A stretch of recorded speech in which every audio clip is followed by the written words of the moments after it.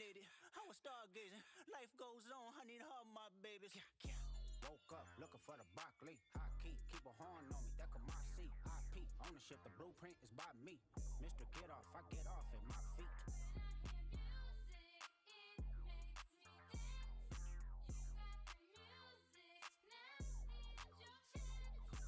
A yeet nigga couldn't try me in a tri-state. Buddy pass, but I get him splashed till he hydrated. Bounce out, know he spook town, eyes dilated. I got the money and the power, both gyrating. I feel good, get the fuck out my thighs. Look good, but she don't got no ties. I walked in, walked out with the size. Man, don't let me know what the price. What the fuck? I got hits, I got bucks, I got new paper cuts, I got friends, I got foes, but they all sitting ducks. Hit his turf and get cracking, double back like a deluxe. 50 deep, but it ain't deep enough. Fuck a plea, there you go, beat him up. Falling from a money tree, and it grew throughout the month. Spit a loogie at the camera, speed it off, yeah, it's us.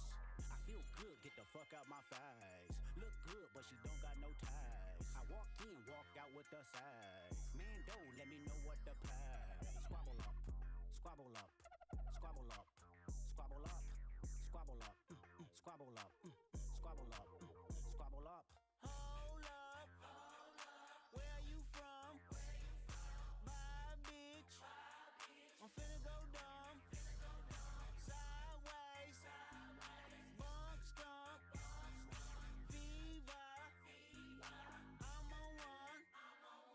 Thunk, thunk, thunk, thunk, thunk, baby, rockin' it. Quid pro quo, what you want, cause I'm watching it.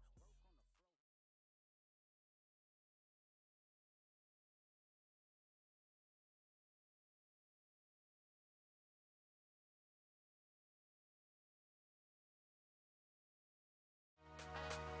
All right. Hello, everybody. Welcome, welcome, welcome. We are so glad you're here tonight. Welcome to the Climate Fight Ahead. My name is Jamie Henn. I'm the Executive Director of Fossil Free Media.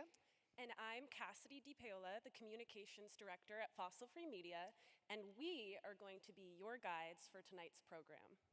So, Fossil Free Media runs campaigns and provides communication support for the broader climate movement, and we couldn't do anything we do without the support of our incredible partners who helped make tonight possible. This event we're sponsoring from our Make Polluters Pay campaign, which is working to hold big oil accountable for the damage that they're doing to our climate and communities. Absolutely. We'll be talking more about that tonight. And if we could show our partners up on the screen, we want to just shout out some of the amazing organizations that came together to make tonight possible. There are a lot of them, so I won't read every single one, but special thanks to the Sunrise Movement, Sierra Club, Hip Hop Caucus, Chesapeake Climate Action Network, Greenpeace USA, 350, Friends of the Earth, all the groups here at GW that turned out and helped get students here tonight. We are deeply thankful for your work, and none of it would be possible without you. Tonight is all about building and strengthening our movement.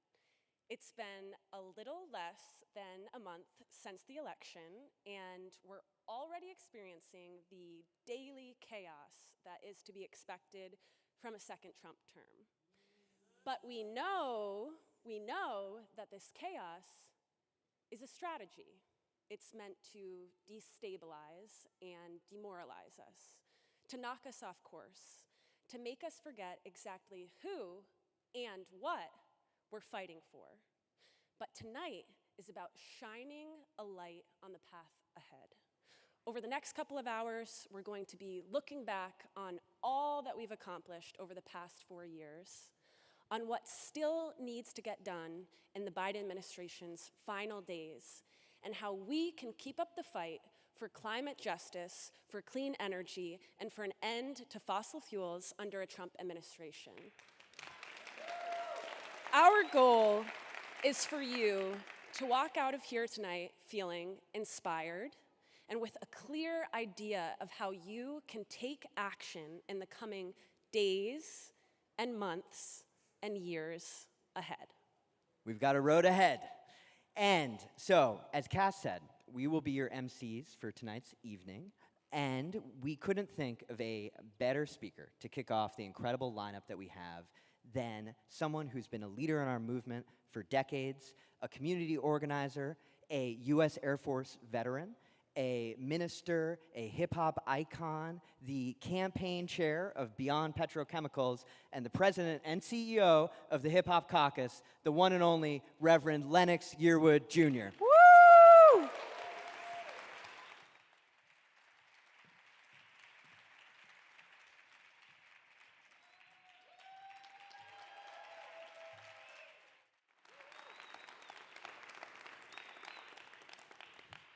I'm so glad that this was called the Climate Fight Ahead rally, because it's clear for our movement that we are not in an argument, but a fight.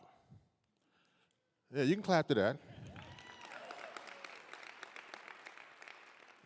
My friend Annie Leonard gave me that line, so she thought she would clap much sooner than that, than when the line was read.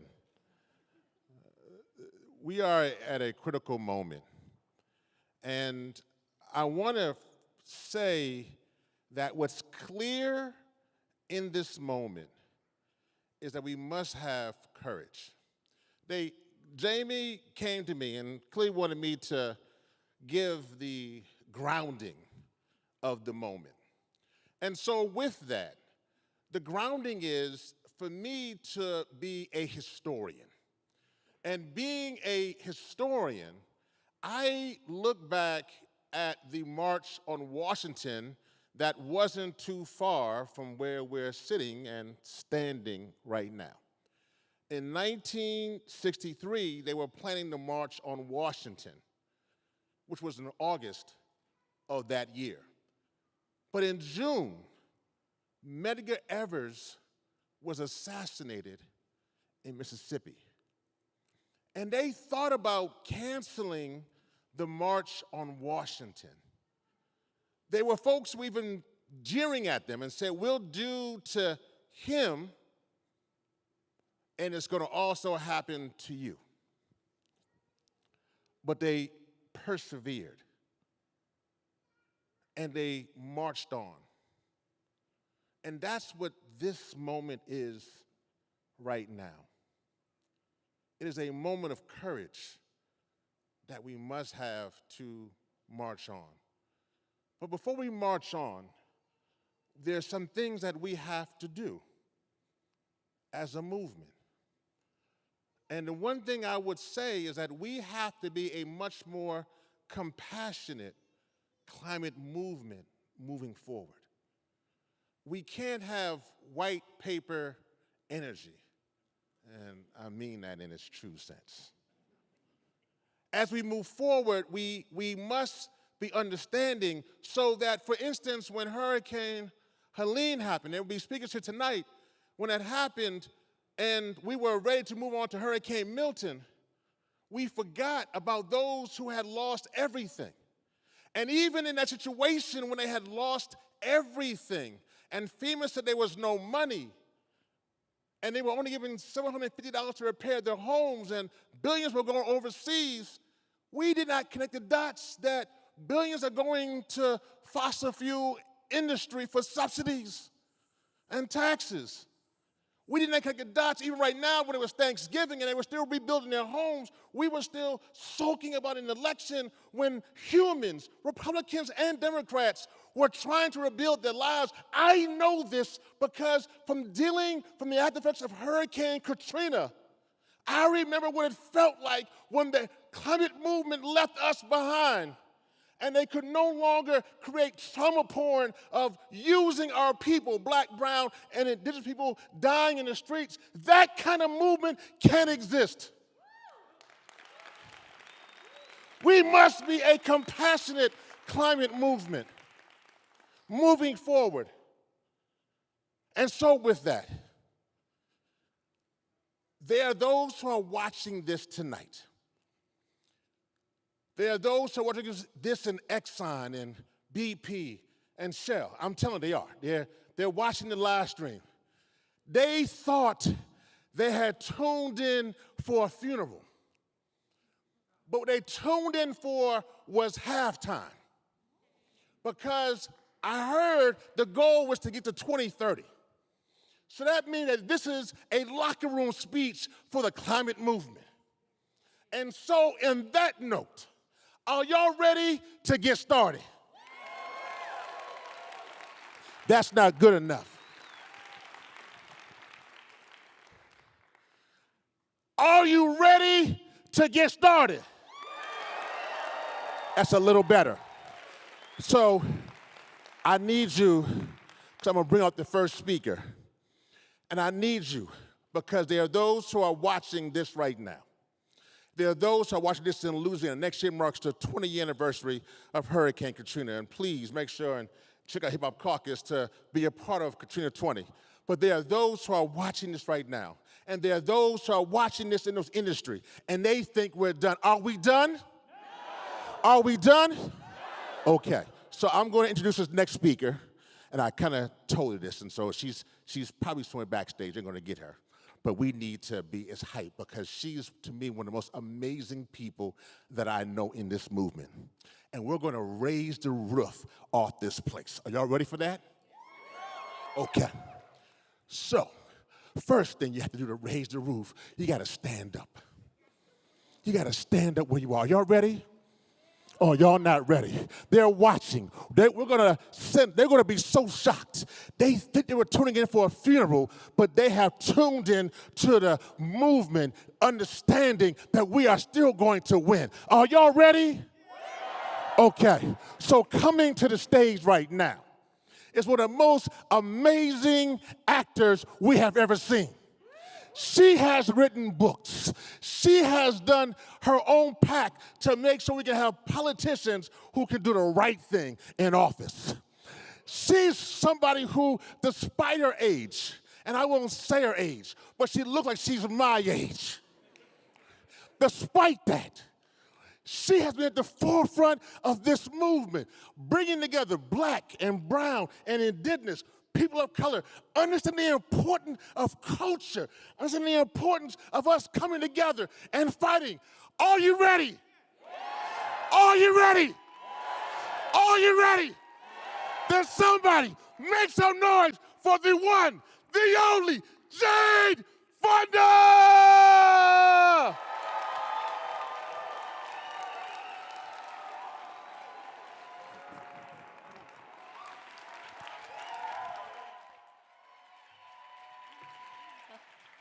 Thank you very much. Thanks, Reb. Thank you.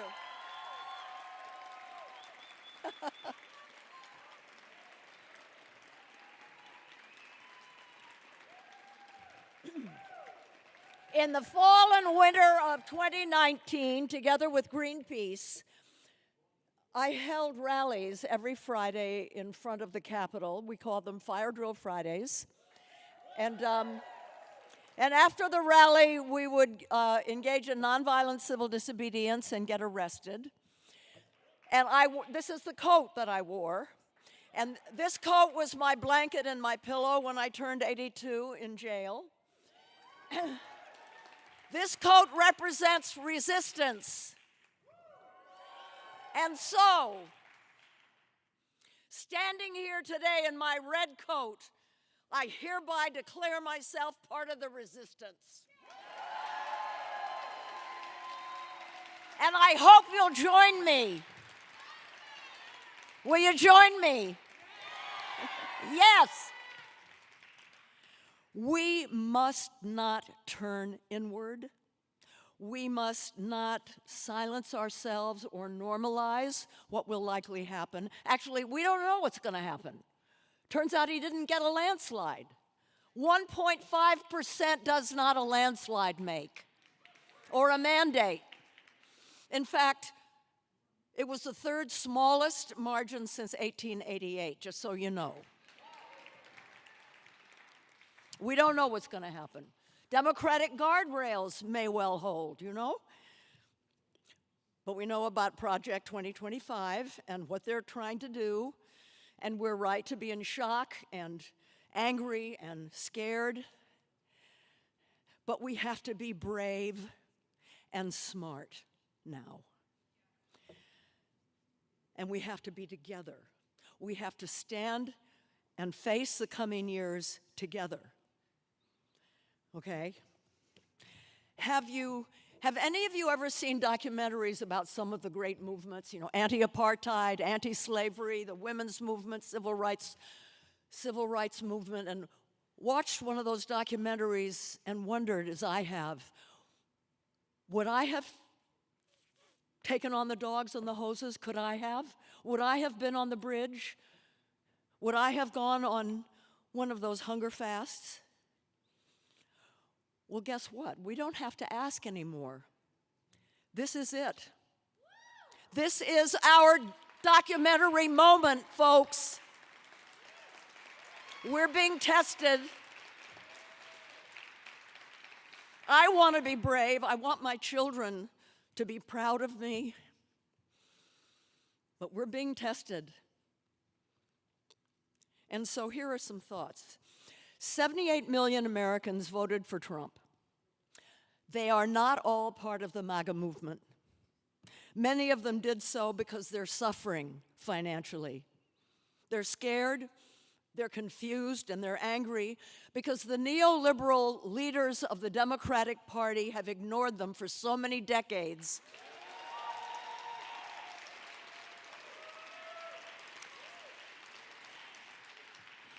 And so they took a chance on the burn it all down option. It's quite possible that before too long, those Trump voters are going to be hurting even more because the tariffs and mass deportations, if they happen, will wreak havoc with the economy. They will realize that he is not taking the country forward. And we have to be ready to welcome them into our tent. We cannot be judgmental. We have to understand. We have to open our hearts. And it won't be what we say to them that matters. It will be how we make them feel. I want to tell you a story. In 1970, I left my family in France and came back to the United States to join the anti-war movement. I had been radicalized by American soldiers who deserted to Paris and had told me the truth about the Vietnam War. I arrived just as Barbarella was opening. And I was not exactly met with enthusiasm by the women's movement. How could you have, didn't you realize you were being used, and so forth? And I was just like, I had never met any activists. I didn't know anything about movements. And I didn't feel very welcomed, but I was part of the civilian GI movement, active duty servicemen who were against the war. And all around the country, it was a very important part of the peace movement, all around the country, outside of military bases, they were called GI coffee houses, usually run by women, where guys could come and find out about Vietnam, learn the history, ask questions, and so forth. And I was in the town of Killeen, Texas, near Fort Hood. The GI coffee house was called the Oleo Strut, and it was run by Terry Davis. When I was with her, I felt different than I ever had. She didn't see me as a celebrity. She asked me questions. Why had I become an anti-war activist? She asked me how I was feeling.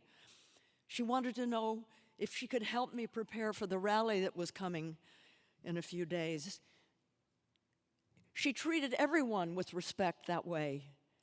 It was clear that she cared. She felt that she treated the GIs that way. And as a result, they would come when there was a feminist talking about the new women's movement, and they would listen because they trusted her, because they knew she didn't judge them. Being with her was like looking through a keyhole to the world that we were fighting for. And I knew that I wanted to be on her team. We have to be like her now. We have to be open to what's coming. We have to welcome people who voted in ways that we can't comprehend, and we have to bring them into our tent. Learning to listen, it's therapeutic listening, listening with your heart and not judging. It's going to serve us well in the coming years. And now I want to suggest 2 strategic priorities for our movement. 1, I think we have to focus on down-ballot races. Governors, mayors, city councils, state legislators, land commissioners. This is where the robust climate work has been happening already, and it's going to continue.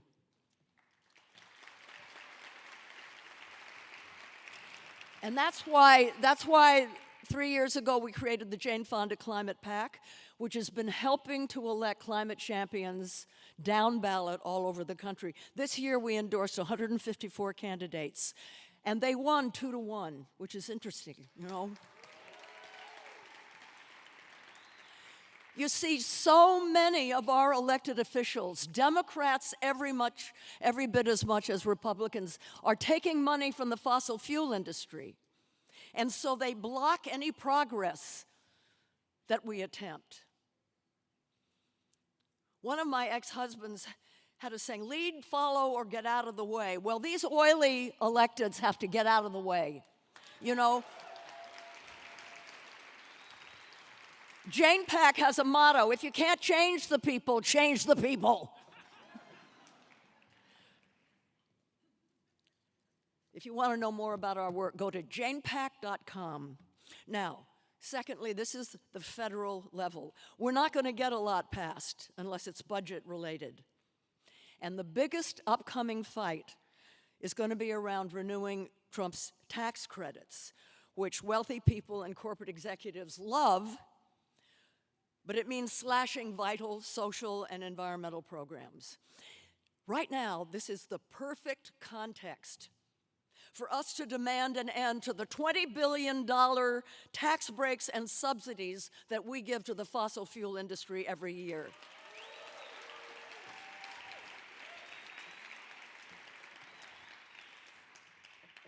It's exciting. This is the second strategic priority that I want you to grok. Y'all know what grok means, right? Yeah, okay. Do we want our electeds to give hard-earned tax dollars of ours to polluters or to our communities? You bet. I mean, I've had to get a night guard because I grind my teeth at night. I am so angry. I mean, businesses are closing, schools and libraries and hospitals are hurting. Apparently, half of Americans only have $500 in the bank, if that, and many of them don't even have a bank account.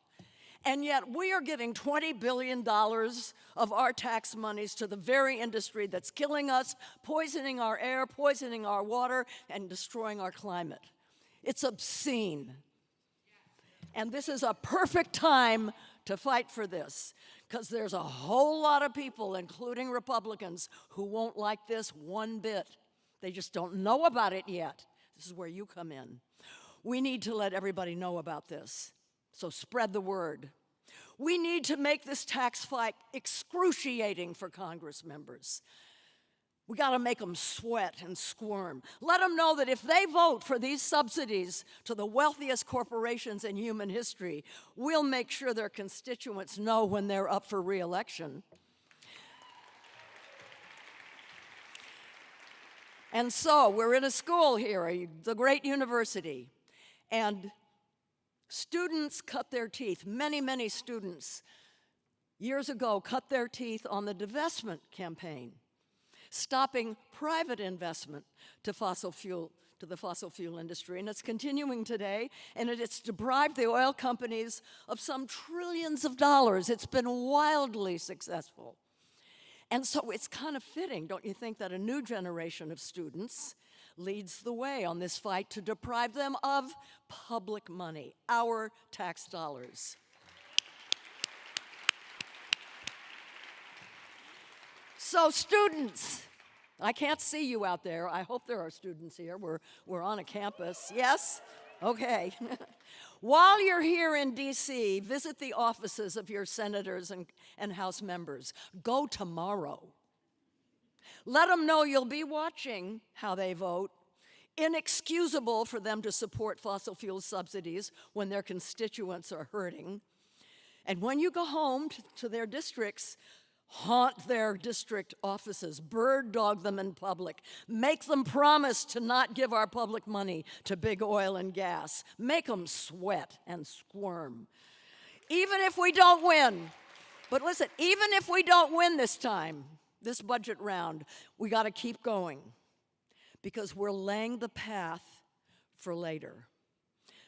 Ideas that get picked up are ideas that are ready to go. And we have 4 years to incubate this.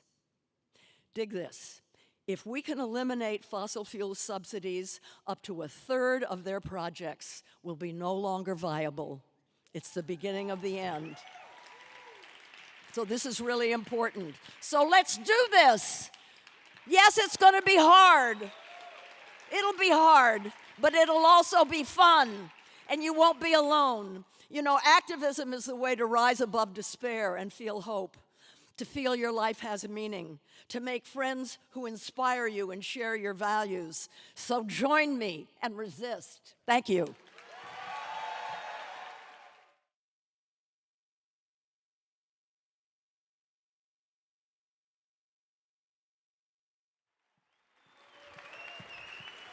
Thank you, Jane and Reverend Yearwood, for that powerful framing. Woo! We can spread out a little. We're in a critical moment, not just with the Trump election, but with 50 days remaining in Biden's presidency to secure real climate victories. With that, I'd like to introduce Mahiar Saru, Saul Levin, and Danny Hupper to discuss what's at stake. Saul, let's start with you. Why are these next 48 days so critical, and what kind of organizing needs to happen in this time? Yeah, thanks. Hey, everybody. Good to see you. I'm Saul Levin. Very glad to be with you today. So we started a campaign the day after Donald Trump was elected called Every Day Counts. Because Democrats love to be like, wow, Trump got elected. What are we going to do in February? But Democrats still control the Senate, and there's still a Democrat in the White House. You don't see him very much, but he's still there. And there are loads of things that we can do and loads of wins we can secure. I'm just going to talk about a couple of them briefly, but I want to illustrate a broader point. We have a few dozen days, we have a few weeks left until Donald Trump is in the White House, and there's this notion being spread around that anything Joe Biden does could be undone by Trump. So why would we try anything? First of all, that's false. So if someone tells you that, it's because they don't want to do anything. And second of all, why wouldn't you do something just to make Trump's life more difficult when he comes into office? But let's talk about this, because it's not just executive actions, right? It's more complex than that. If Joe Biden said, every Democratic governor, we're going to have a Zoom call, I want you to move as much money as possible from the bipartisan infrastructure law towards public transportation to meet our climate goals, a lot of them would do it. But they're like, oh, we don't have formal power through the executive authority, blah, blah, blah. Snooze. It's so boring. You could literally do that with the bully pulpit today. The Friday before Thanksgiving, okay, Josh Shapiro, not a particularly inspiring progressive voice on climate, after pressure from local unions and transit organizers, moved over $100 million to public transportation that he already had. Do you understand? Any of them could do that. If your governor says, I don't have more money for public transportation, they're fucking lying to your face, okay? Now, there's many other actions on labor issues. The Senate needs to fill every judicial appointment. What is Trump going to do about that? The president needs to push through his nominee through the Senate for the NLRB, the National Labor Relations Board. What is the Senate going to do about, what is Donald Trump going to do about that? We need to pardon Leonard Peltier and Stephen Donziger and other political environmental prisoners. So if you're wondering what you can do, don't be like, oh, maybe I'll join a climate organization, February, March, when I'm free. Hit us up today because we're throwing down. We're going to protect public lands. We're going to designate national monuments. We're going to fund trains. We're going to fund buses. And it's honestly a lot of fun because it's like, damn, we got to go hard as hell for 48 days and then we can regroup. So let us know if you want to get involved. Thank you so much for having us today. And to close, I just want to have y'all join me in saying, every day counts. Every day counts. Every day counts. Y'all got to be louder than that. Come on, y'all. Every day counts. Every day counts. Every day counts. All right, thanks, y'all. Thank you so much, Saul. I'm going to start saying snooze every time someone's boring me, so watch out. Mahyar, from your perspective, what are the top fossil fuel actions we need to see from the Biden administration in the next 48 days? Yeah, thank you. And hi, everyone. I'm Mahyar Saru. I'm with the Sierra Club. Okay, that's very nice. Anyway. So as Saul said, right, we are at a critical moment. There are only months, weeks left for this administration to do everything they possibly can to make the next administration and Trump and all of his greedy and corrupt cronies have a more challenging time trying to do everything they can to roll back all the progress that has been made these last 4 years by the Biden-Harris administration.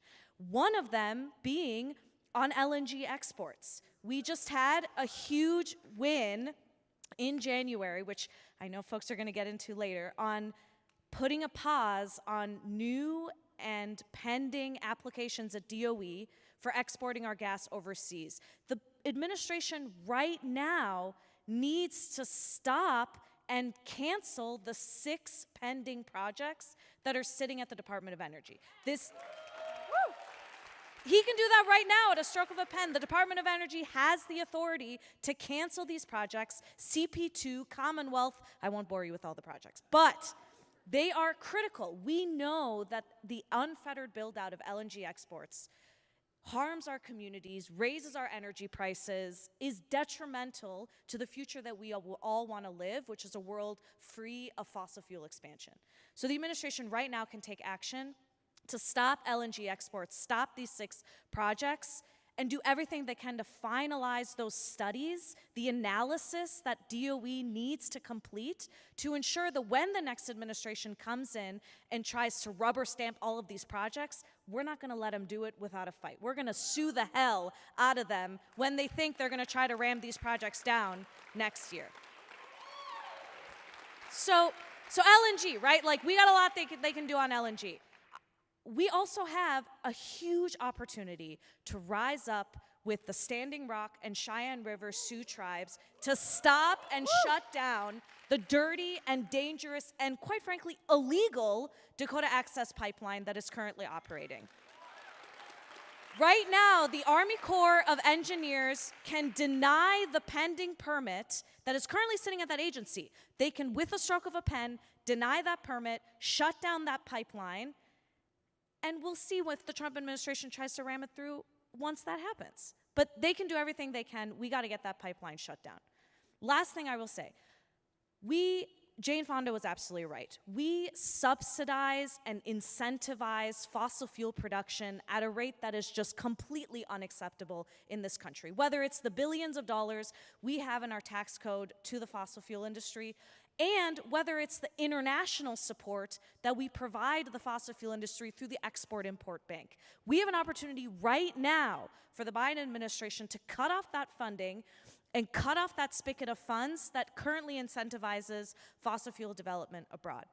So please get involved. We have to end the era of fossil fuels. As Saul said, every special place that is a national monument, our public lands are a part of the climate solution. Let's get the Biden administration to designate as many national monuments as possible before he leaves office. So whether it's LNG, whether it's Dakota Access Pipeline, whether it's stopping financing fossil fuels, whether it's national monuments, the list goes on and on. There is no time to waste. We have to urge the administration to act now.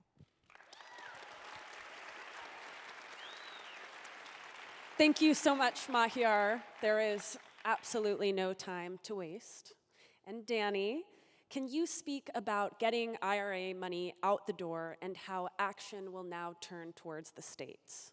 Well, great, Cassidy. Thank you so much. For those of you who don't know me, I'm Danny Hupper. I'm Evergreen Action's Campaigns Director, and it is an honor to be on stage with these two people, Sal and Mahiar.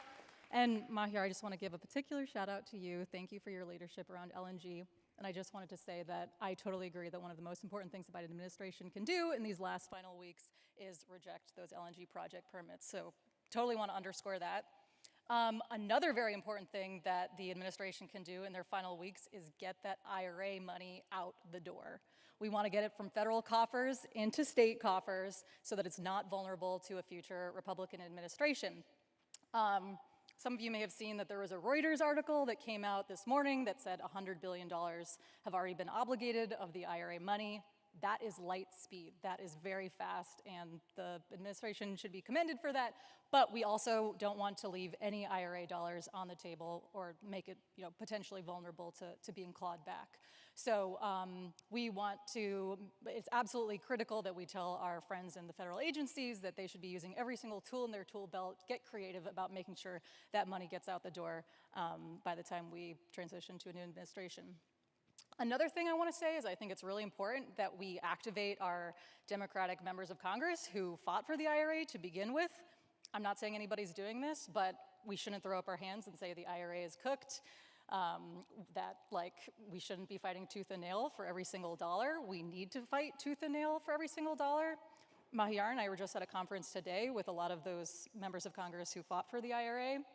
They are eager and excited and committed and looking to us as movement leaders to think about how we can best defend the IRA when it's inevitably up for reconciliation on the floor. And I think it's incumbent on us as leaders to help them, to support them, make sure that they know that we have their back, give them the resources, give them the information that they need to defend the IRA and the important IRA programs as much as possible. And then the last thing is you talked about states. States is where the ball game is at. States is where the bold, ambitious climate progress is happening. But I do want to say that we're in a better place than we were 2 years ago. This is a good thing for me to remember. 2 years ago, or now we have more Democratic governors, we have more Democratic trifectas. I think there are 13 states that have both a Democratic House and Senate. That's incredible. We're also 2 years into the IRA, so we have more stories to tell, we have more gains on the ground, we have more benefits across the country. So we're in a better place. We need to let our state and local friends know that they are the people who need to fill in this vacuum at the federal level. And not only are we looking at them, they can be leaders and really do this. And if you are interested, you can go to evergreenaction.com to check out all the other ways that states are going to be leaders here and that we're going to defend against Trump attacks in the next 4 years. Woo! Everyone, please give it up for Mahiar, Saul, and Danny.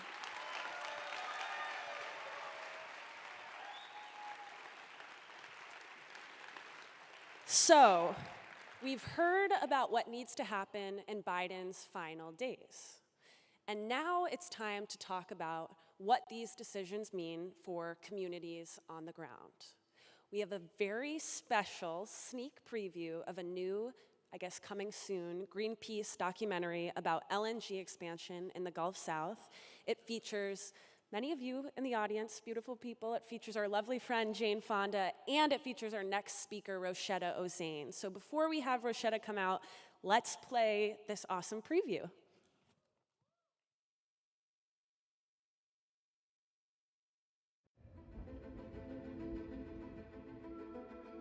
Looks like we're driving into a shitstorm. Yeah, we are, literally. I've been traveling from the Permian Basin, kind of following the pipelines down to the coast. It's shocking. Massive clouds of methane coming through. Are you depressed yet? I'm so angry. People are dying all along the way because of the pollution. Liquefied natural gas, or LNG, and the U.S. is now the world's top supplier. LNG is liquefied natural gas, but there's nothing natural about it. This is what clean energy looks like in Louisiana here. There's been periods where they flared 24 hours a day for 30 days. Methane is the most dangerous of the greenhouse gases. And they bring the cattle in. Cattle graze on that ground, so I would eat that beef. We know one thing. They had a lot more shrimp and a lot more oysters before this place was built. There's a lot of cancer in the community. A lot of cancer in the community. We're dealing with powerful interests around us. It's just redacted. Entire pages. When the government says that the industry is going to bring tax dollars to your community, they're lying to you. The system is what's killing us and erasing us from the face of the earth. You have countries like Germany, they've banned the practice of fracking on their own lands, but those countries are building import terminals to receive fracked gas from the United States. Our communities are dying, our people are dying, our environment is dying. There is a constant anticipated grief of who will be next. I hereby promise you that I will do everything in my power until the day I die to make sure people know what's going on here.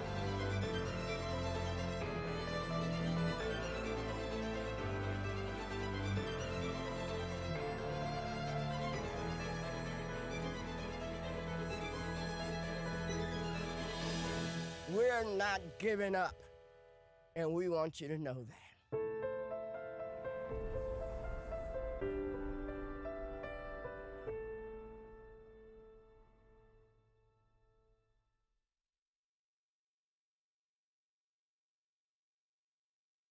Thank you, Greenpeace, for letting us show that incredible preview. We're so excited for the documentary to come out. Our next speaker, Roshetta Ozane, has been, you can shout, I heard that. Woo! Roshetta has been leading the fight in Sulphur, Louisiana, in DC, and across the world, building powerful resistance against the proliferation of LNG exports. I want everyone to give a warm welcome to Roshetta Ozane. I, too, sing America. Is it working? Hey, y'all, can y'all hear me? Oh, my goodness. I did not expect this turnout. First, let me thank all of you for being here tonight.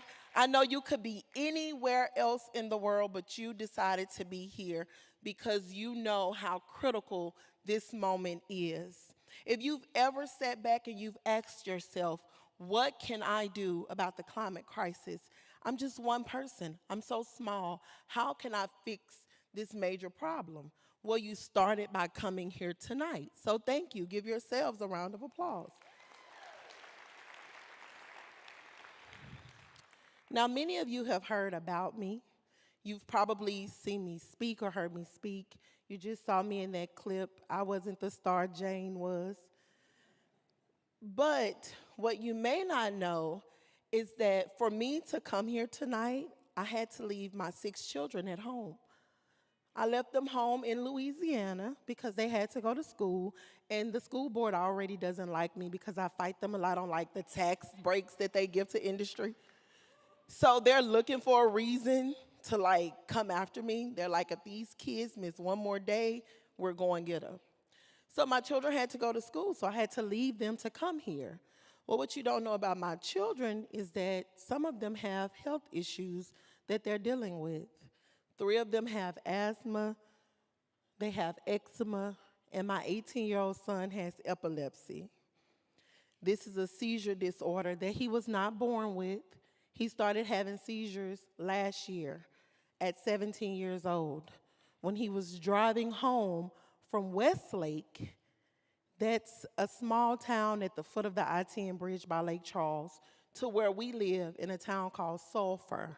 Yes, that sulfur. It smells just like it.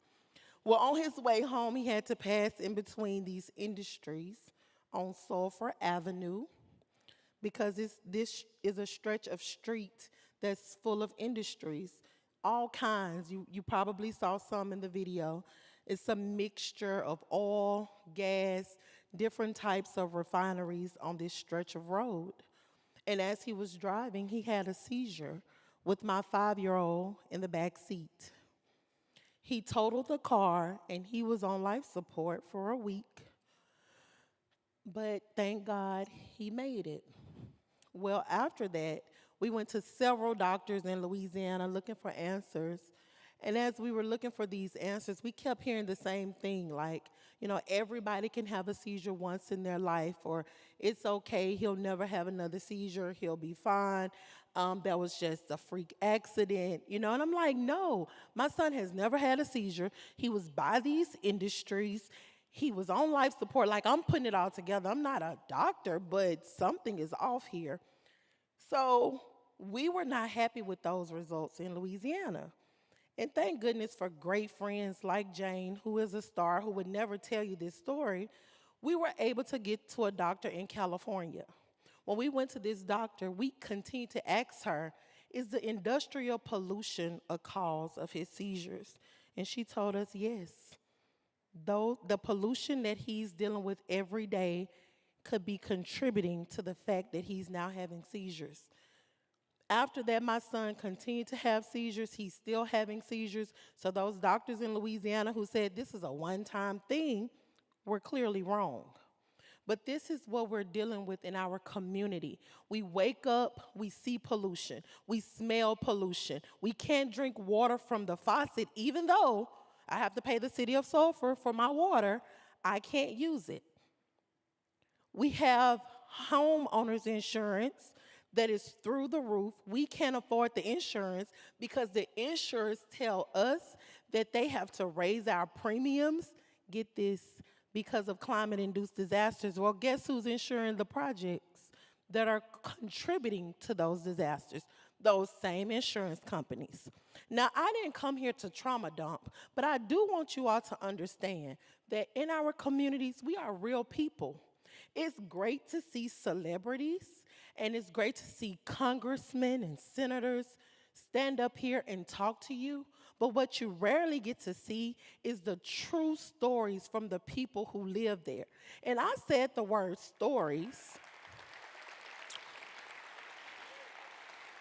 I said the word stories just now because a lot of people always say, tell your stories, tell your stories. But I want you to understand that these are our real lives. We are real people. This is not fiction. No one is paying me to be here. If they were, I would be bedazzled in jewels. Like, I am a girly girl. I would have diamonds and fur, you know, if I was getting paid to be here, but I'm not. I chose to leave my children in Louisiana to come here because we are at a critical moment.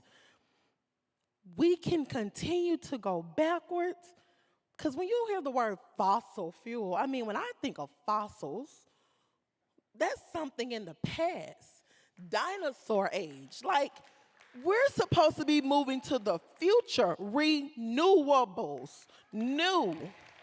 Why are we going backwards? It is time that these decision makers who sit here in DC, who don't get a chance to go into wetlands and go crabbing off the side of the road like we do. Y'all, we can just drive in Louisiana, in Southwest Louisiana, pull over, catch a dozen crabs, and go home and make crab stew. Y'all can't do that here. We can literally go in our backyards and dig up crawfish. We can go shrimping and we can feed our families. But all of that is being threatened by this industry that continuously is being approved by decision makers here in DC. It is time out for that. We can't take it anymore. Our families are literally dying. If you've never met Sharon Levine from Ride St. James, if you've never met James Hyatt of For a Better Bayou, or Melanie Odom from Freeport, Texas, or Jenny, who was in the video from Corpus Christi, you have not done your work. You have not been to these communities, because as soon as you pull up in those communities, these are the people on the front lines. There are so many more. So if anybody is making a decision and they don't know these names, they're not doing their work. Come to our communities. Smell the air. Ask Jane how it smells, because she came. She came, she took a tour. She smelled the rotten eggs. She smelled the chemicals. She even ate some of my gumbo, y'all. I was proud of my gumbo. But come and visit us and see that we're real. When these developers offer their maps of their projects that they want to get approved, we're not on there. You're not going to see Manny Rollinson's house on that map. You're not going to see Gwen Jones's house on that map. We are real people. You're not going to see Joe and Joy Banner listed on their maps. They show an open space that they want to build this giant project, and they act as if we don't exist. Well, the reason we're here tonight is to say that we do exist, we're real people, and it is high time that this administration, while it still has power, before the next administration comes in, because let me tell you, a couple of weeks ago, I didn't have any hope, y'all. I was like, oh my God, we done lost, we might as well just all move, because I felt like we are gonna go backwards. I felt like after the election results that everything we've worked so hard for was gonna go down the drain. But no, this is giving me the momentum to fight, to see these chairs full of people, to see so many people backstage lined up to speak to this issue, because it's so important. The Biden administration still has time to make some real changes. We need those IRA funds to get to communities immediately. Now, that doesn't mean pushing out these false solutions like carbon capture and storage and direct air capture and hydrogen hubs and all of that. That means getting money to organizations like mine, like Freeport Haven, like Better Brazoria, getting funds to those organizations who are ensuring that their community members have what they need to survive every day. I just told you, we can't even drink the water from our faucets. People are having to buy water in addition to paying a water bill. People can't grow food in the soil around their homes because the soil is poisoned. We need money for everyday needs and everyday resources so that our community members can be in a place to then fight. Now, I'm working on my PhD, and I don't want to become a teacher up here, but many of you have probably heard of Maslow's hierarchy of needs. And when you think about this pyramid and you think about the bottom, those physiological needs, people aren't even having those needs met. But we expect people to be at the self-actualization stage. That is the stage where people fight against things that are harming them. People are down here. How do we expect them to get up here to fight against oil and gas, to fight against industry, to fight against climate crisis that they're facing? They can't. We have to take care of people. We have to put people first. And we're begging this administration to make way for that. Get those funds down to community organizations and to people. We're also asking that they speed up this process with this public interest determination. Now, I'm the public, and I can say it's not in my best interest. Hey, let's help them out. If you feel like fossil fuels are in the best interest of the public, raise your hand. Okay, DOE, we wrapped up the study for you. Like, what is taking them so long? If we're the public, what is taking them so long? We don't want it. We've proven this. We had over 75,000 people in the streets of New York last year. We had 30,000 people in the streets of New York this year. Like, what else do we have to do? People have said they don't want it. Speed up the process so that we can get funding down to communities for renewable energy sources, so that we can have an equitable energy transition, so we can have a just transition off of fossil fuels. Again, I want to thank you all so much for being here tonight and for allowing me to speak to you. You all have been amazing. Y'all have a good night.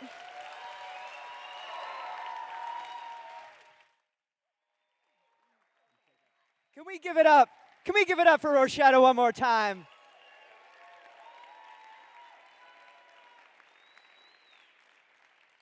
It's leaders like Roshetta that keep us inspired to stay in this fight.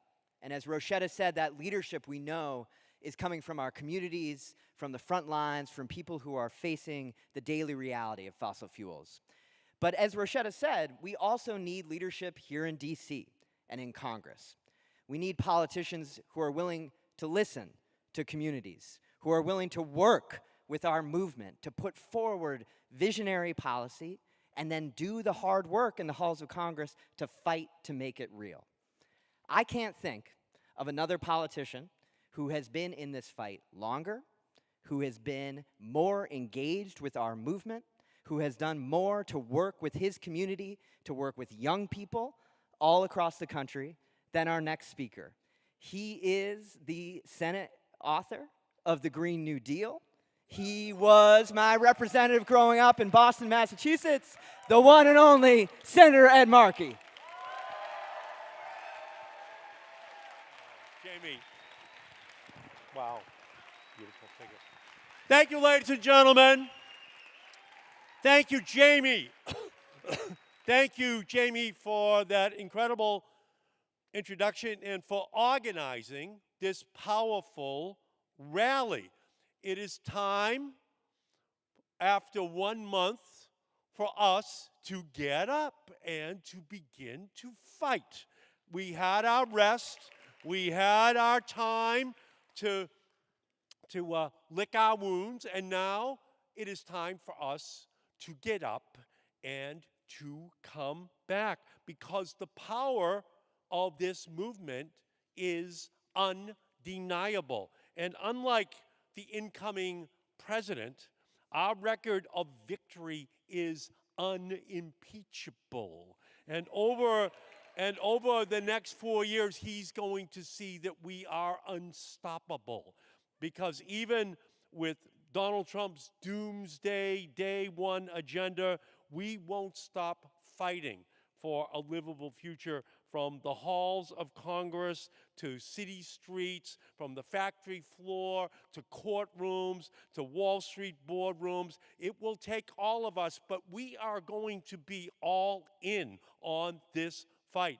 The planet is running a fever. There are no emergency rooms for planets, so we have to engage in the preventative care which is necessary to save this planet and the people on this planet. And we know we're going to face an uphill battle with a climate denier in chief. We also know that those hurricanes a month ago, they almost turned Mar-a-Lago into Mar-a-Lagoon. There was $300 billion worth of damage caused by 2 storms in 2 weeks. The entire defense budget of the United States is $800 billion. So we know we're right and they're wrong on every one of these issues. That's what separates us from them. And we know that Trump's cronies will be ready to crank out one attempted rollback after another. But we are not going to give up. We are not going to stop this fight. We are going to make sure that on one after another that we fight them. And we can see the cabinet that he's appointing. He's not just naming a cabinet, he's naming a cartel at the Department of Energy, at the EPA, at the Department of Interior, and we are going to get up and we are going to fight. And just like climate change won't be solved by any one president, climate action won't be stopped by any one president either. This is a revolution for climate action, for good-paying union jobs, and justice for our communities without clean air, clean water, and healthy food and homes. Our Green New Deal fight for jobs and justice and climate action is built into the DNA of the IRA. The IRA, $1 trillion spent on clean energy technologies. That is your victory, and we're going to fight to protect it. It's already created 334,000 new clean energy jobs. It's already unleashed $372 billion worth of investment in the first 2 years. And most of that money went to red states, to red congressional districts. And we're going to let them know that in 2025. We're going to let them know that they're going to vote against that bill at their own political jeopardy.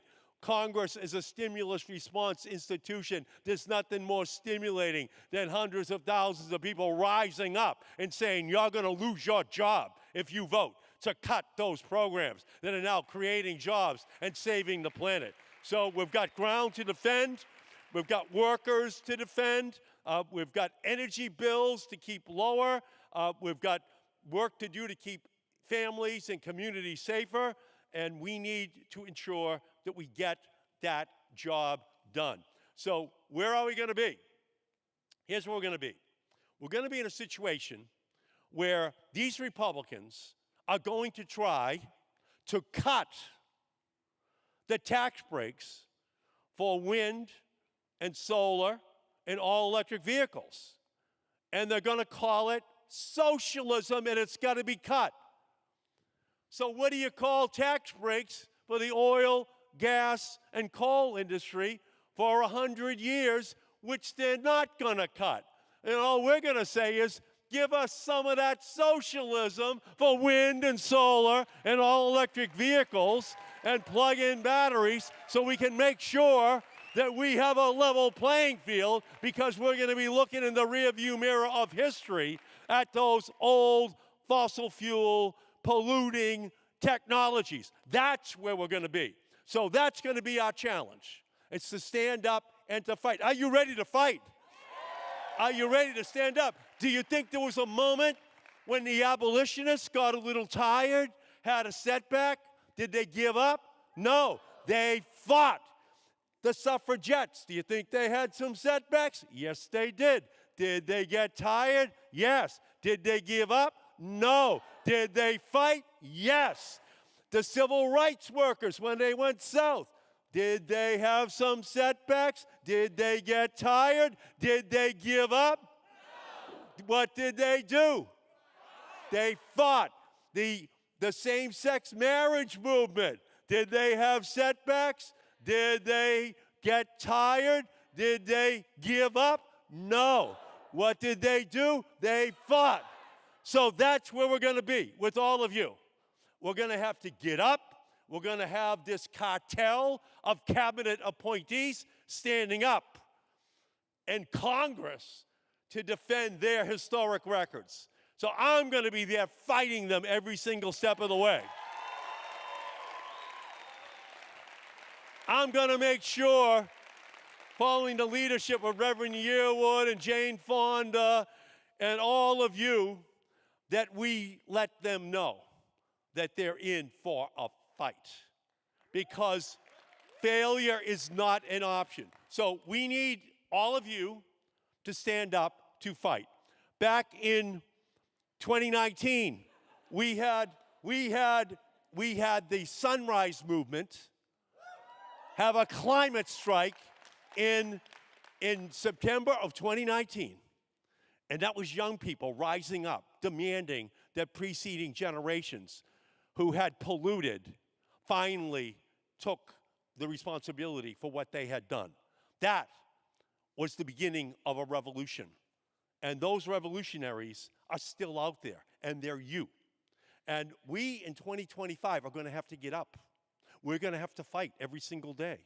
And in 2026, we're going to vote them out of office. We're just going to get rid of them. We're going to make sure that anyone who votes to cut back on any of those clean energy programs knows that they are doing it at the risk of their own job. And what's going to be at the front of this? Once again, it's going to be young people. Once again, they're going to be leading our nation. And once again, it will be the Sunrise Movement, which is doing it. And all of the environmental groups in our country, and we are so fortunate tonight because I get the honor of introducing our next speaker, Sunrise Movement Executive Director, Aru Shiny Azay. Let's give it up for Sunrise and for Aru. Let me grab all this.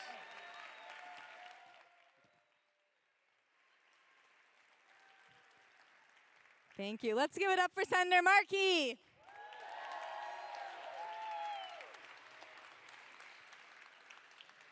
Hey y'all, my name is Aru Shiny Ajay. I'm 26 years old, and I was 18 when Trump was first elected.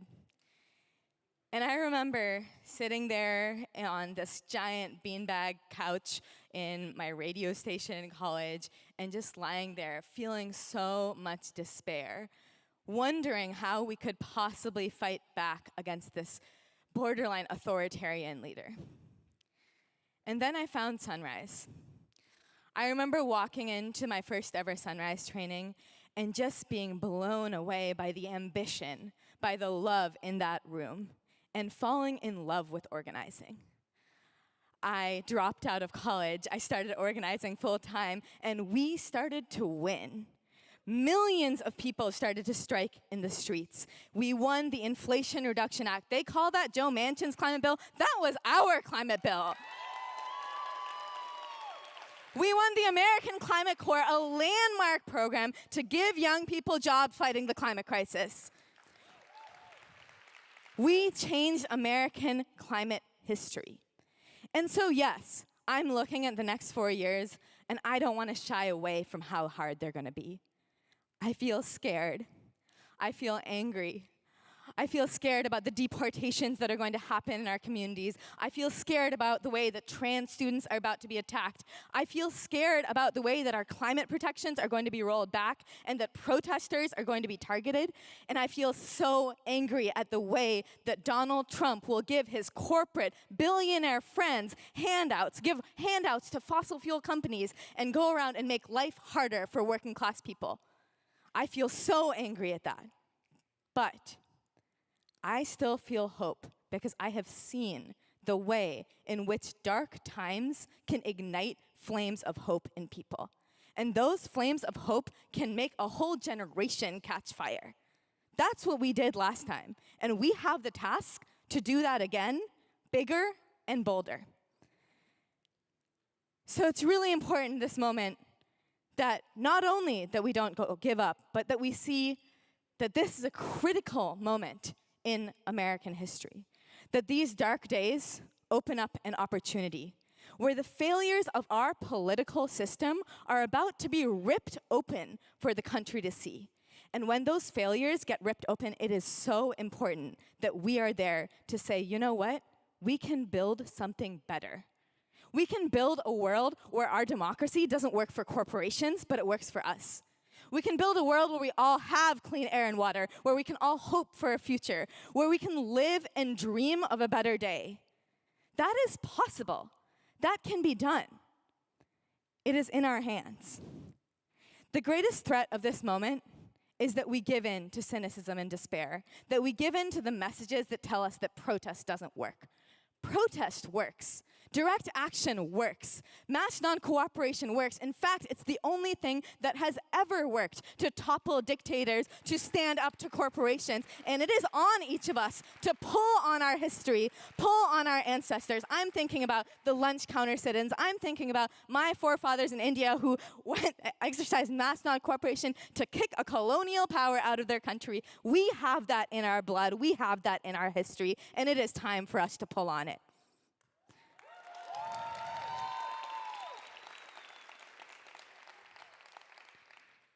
The next 4 years, we have the task of not just stopping the worst of what Donald Trump does, although we will, not just turning to protect our communities, although we will do that too, but actually contesting for the power we need to usher in a new political era where we are the ones who govern, not corporations, and where we can win Green New Deal climate legislation that builds a better world for all of us.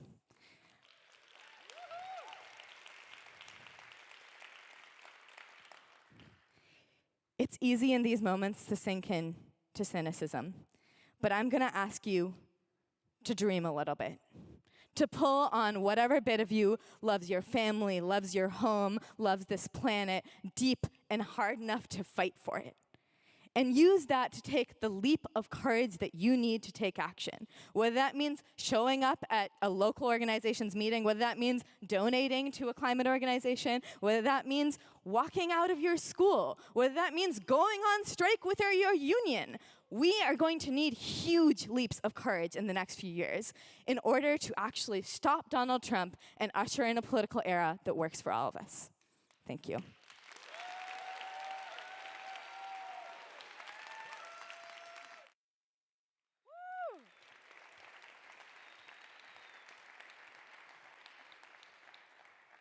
Thank you so much, Aru and Senator Markey. So, we've talked about the fight ahead. Now let's talk about how we can fight back. I'd like to welcome some local organizers who are leading campaigns here in DC. We have representatives from GW's Environmental Justice Action Network, woo! From GW's ORCA, from Sunrise DC, from CCAN, and from Climate Defiance. Each of them is going to take a minute to share what they're working on and how you can get involved. And Bala, we'll start with you. Hi, everybody. Can you hear me? Amazing. So my name is Bala. I'm an organizer with Climate Defiance. I live here in DC. We are, if you haven't heard of us, we are a youth-led, nonviolent, direct action group that humiliates climate criminals wherever they may be. So they could be elected officials, oil and gas CEOs, CEOs of industry, of banks, institutions. No matter how powerful these people seem, they are just human beings. And I think that speaks to the ethos of how effective Climate Defiance is, because we are ordinary people as well, and we confront these people face to face and show them the real lives and human beings of who they are, the futures who they are screwing over with their short-term, priorities of padding their own pockets, or they're, trying to score political points. And so what makes us so effective is we harness the power of community and solidarity. When we are on a stage locking arms and being manhandled by security, there is nothing like the trust that we place in each other, and the community that we build that comes from that forces us, that inspires us actually to keep coming back and to keep putting ourselves in these situations. And so I just really want everyone, I know everyone in this room, if you were despondent on election night and you were wondering, what more you could have done and how you can support this movement over the next 4 years, we really need everyone to get off the sidelines and join us in the streets, in these, posh fundraisers, in these, in Congress, in these, spaces where these decision makers, show their faces and think that they are going to be escaping public scrutiny. We have so much power when we lead into community, and we recognize, that all of us doing this work makes it impossible for these decision makers to get away with the literal crimes that they are committing. So everyone here, everyone on this live stream, I have an ask for you. I really want you guys all, if you can make it, to join us in DC December 12th at 8 a.m. That's a Thursday. we are going to be blockading the Department of Energy, and we are going to be demanding that they end all fracked gas export applications. Yes. And this is going to be, if they do this, I mean, all of these projects that are just being proposed, they have the equivalent of 1,000 coal plants.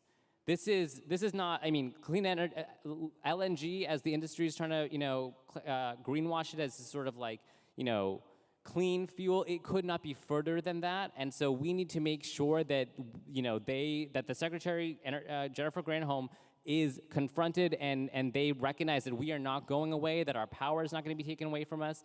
And, so this is a long-winded way of saying this, but if you could take out your phone, go to climatedefiance.org/action and sign up there. I can't wait to join you all. It's going to be fantastic. Thank you. Good evening. My name is Quentin Scott. I'm the Federal Policy Director at Chesapeake Climate Action Network. I'm so grateful to be surrounded by so many amazing, inspiring leaders, but that also includes you in the audience. Each of you are leaders in your communities, leaders in your family, leaders in your group chat, and I'm very just grateful to be with you here this evening. We saw a clip earlier from Gaslight, and that's just a reminder of how much work we have to do and why we have to be committed over the next 4 years and beyond. So we're ready for the fight ahead. And there's so many folks out here today in this audience, and so I know our movement is as vibrant as ever. And if they thought we were done, we're not. As Reverend Yearwood said earlier, this is really just halftime. And we're gonna come out in the second half of this game and just storm forward for a victory. So this is how you can do it at the local level with CCAN. So if you live in Maryland, come to Annapolis on January 8th at 11 a.m. for the first day of session rally. We're gonna be pushing for the Renew Act, which is, my CCAN folks, which will make polluters pay for their carbon pollution. This is billions of dollars for Maryland to invest in climate action and resiliency.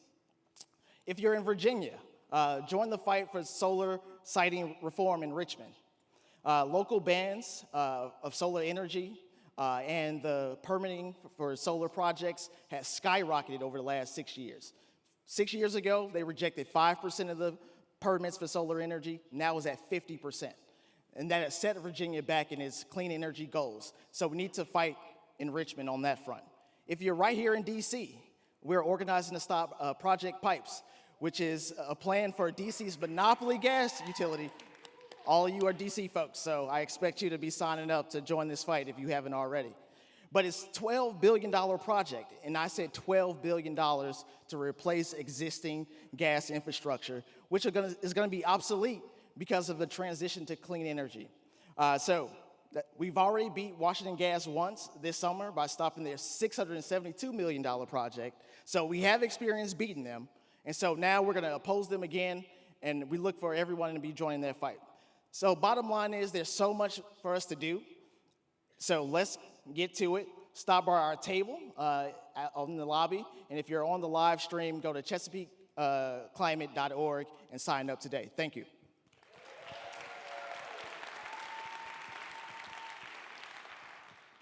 Hello, everyone. My name is Jonathan Lopolis, and I'm one of the co-presidents of the Environmental Justice Action Network here at GW. Shout out. We're a student organization that is focused on education as well as action and community building around the issue of climate justice, both in DC and here on campus. If you're an undergraduate or graduate student here at GW, we'd love to have you join us. We have a number of ways to do so. We have 3 subcommittees, including a book club, a volunteering subcommittee that works with orgs around DC, and we're also launching our own initiative starting next semester. We will be bringing together students from all across DC and at their universities to push for them to curb their unbelievable amounts of waste that they contribute to our local environment. We're going to be pulling students together to collectively push to expand composting, recycling, as well as electronics disposal on campus, and also forcing them to report the waste that they are pumping into our communities. So we'd love to have you join us. Hi, I'm Leanna from Sunrise, DC. Thank you. We are the local hub of the Sunrise Movement. That's a national youth-led movement fighting for collective liberation and a better future. We have teams working in a few different areas, including coalition building in preparation for the 2028 general strike. Pushing policies for affordable, clean, green housing here in DC, mutual aid distributions and general community care, and also taking direct action, protests, sit-ins, rallies in response to climate disasters and in line with other hubs against key power holders. We are ready to do the work that needs to be done, and we want you to join us so badly, in fact, that this Sunday we are having an open hub meeting at Potter's House from noon to 3. We would like to see you there. You can find more information about that and everything else we do at our Instagram, which is at SunriseMVMTDC. If you go to our Instagram or to our website, which is sunrisedc.org, you can find our welcome form, and we'll get you all onboarded and part of the movement. Can't wait to see you there.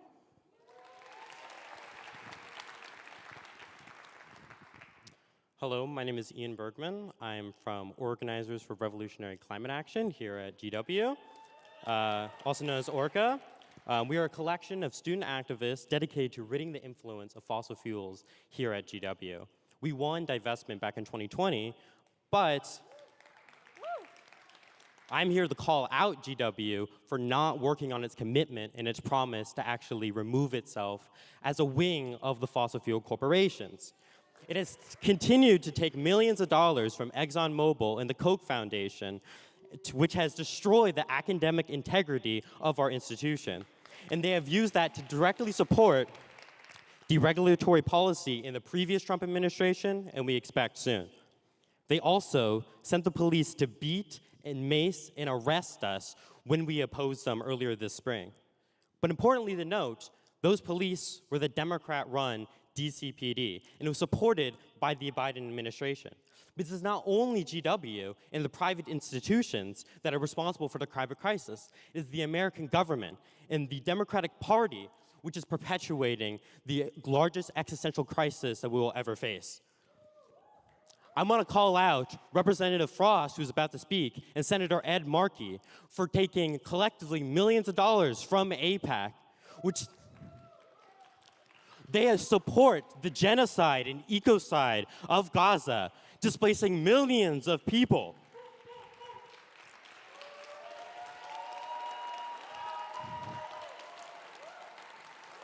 We cannot let the people who do not care about Palestinian lives chart our path forward. If they do not care about them, they do not care about us. We cannot let them come up here and talk about change when their Democratic presidential candidate's biggest climate policy was to support fracking. The only way to move forward is a grassroots effort organizing within our local communities to be oppositional to the institutions who are directly responsible for making our society non-sustainable. We need to push for an ecological and equitable future, and that is only through the solidarity of all individuals. This is our only evident option for the future and for change. Thank you.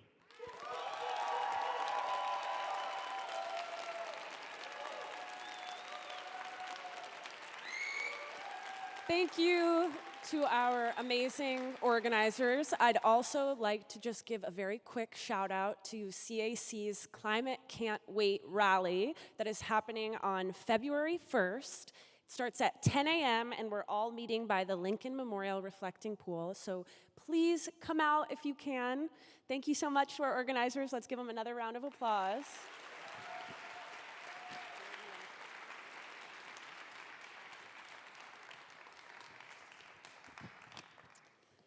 From campus actions to state campaigns, this is how we build power from the ground up. And speaking of building power, our next speaker knows how to do exactly that. At 26 years old, he became the first Gen Z member of Congress and has since established himself as a climate champion and as a champion for youth leadership, coming all the way from Florida, where climate impacts are hitting hardest and where Floridians are hitting back. I'd like to welcome Representative Maxwell Frost. How's everybody doing? How's everybody doing? Well, thank you so much. It is such an honor to be here today with a room such of amazing advocates and organizers fighting, yes, for the future we deserve, but honestly, more important, the present that we deserve. I've been talking a lot about my home state of Florida, and usually I come up and I say, I'm Maxwell Frost. I'm from the great state of Florida, but now I say I'm from the beautiful state of Florida. We're a beautiful state with beautiful people. But what a lot of folks don't realize, and especially as I've traveled the country recently, we talk a lot about Project 2025, but Project 2025 is Florida 2024. The things that they want to do to this nation in terms of Christian nationalism, white supremacy, neo-fascism, they've been testing on our people, on my home, for years and years and years. And this manifests itself in the climate crisis. We're a frontline state, a frontline community that has been hit hard year after year. Can you believe right now in the state of Florida, every year we are having 3 to 4 100-year hurricanes. Hurricanes that are supposed to happen once in a century. And just about a couple months ago, I actually got a call from NOAA, and they asked me if I wanted to fly in one of the hurricanes. And I said yes. I like roller coasters. And I went on a 9-hour flight into Hurricane Milton, a hurricane that devastated so many of our communities, especially frontline communities, black and brown communities. We flew in and out of this hurricane 3 times. But within those 9 hours, I spent the whole time sitting with the climate scientists who have been doing this work since the 80s, flying into these storms. And believe it or not, I had a Republican colleague that was on the flight with me. We were both talking with them. And I said, can you tell me what your experience has been over these last 5 years with these storms, because they're getting worse and they're lasting longer? And he said, I've been doing this work since the 80s. I've been on hundreds of these flights. And I have been in the most intense flights, the most intense storms, and the most storms in the last 5 years than the last 35 years. And then I asked him, why do you think that is? And he looked us both in the face and said, it is because the climate crisis is here. And I looked at my Republican colleague, and he was just kind of stone-faced. But afterwards, I went up to him and said, what'd you think about that? Do you still believe that this isn't real, that this is a hoax? And he said, yes, I believe a lot of these scientists are politicized. I bring this up to say that we're at an event talking about the work we're gonna do, the advocacy we're gonna do. We're in a room full of organizers. And I got involved in politics when I was 15 because I didn't want to get shot. I didn't want to get shot on my block. I didn't want to get shot at my school. And 3 years after I started organizing, I survived gun violence in Orlando, and it came home to me. Well, climate crisis is coming home to people across this country and hitting us hard, as we all know. And everywhere I'm going, I'm telling folks, let's focus on the best asset, the best tool that we have as organizers, which is our stories. The story of our communities, the story of our people. Because the stories are louder than any corporate check, than any check from a polluter, than any wealthy person, than any media pundit that wants to tell us anything else. These stories are the way that we show people that the climate crisis is here. It's people in my community after Hurricane Ian that to this day still are living in sheds in the back of their homes because they received a check not big enough to help them recuperate, and because they live in an area where they were lied to when they bought their housing because they live in a black and brown community in Central Florida. It's the farm workers all across my state and all across this country that are dying at work because of extreme heat. Farm workers whose stories are oftentimes never told in DC, never told up here, and never spoken about but on the front lines of making sure our communities are fed and that we have what we need as a humanity and as a people. I think about Puerto Rico. My district has the second most amount of Puerto Ricans in the entire country. Why? Not because they wanted to move to Orlando to see Mickey Mouse, but because after Hurricane Maria, a devastating hurricane, hundreds of thousands of Puerto Ricans had to flee their homes. It's the largest group of climate refugees in the nation right now in Orlando, Florida. I bring this all up to say that I hope as we continue this work, as we work to push the administration to get out this IRA money as soon as possible, to community groups, to groups across this entire country, as we fight to make sure, of course, we elect good people up and down the ballot, as we organize to get people together, to join our movements, that we center the story of now, that we center our people now, and that we center the suffering now.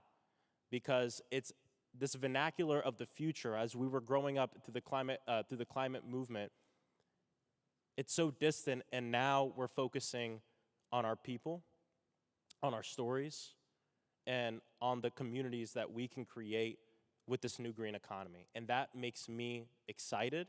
So I'm here to tell y'all, I know things seem really down right now. The election was horrible, of course. I think in part because we need to focus more on these issues. But the climate crisis, or the climate movement, is the most powerful it's ever been in the history of this country. Because this movement is too big to ignore, and this crisis is too big to ignore. The climate crisis is fucking real, so let's win a Green New Deal, all right?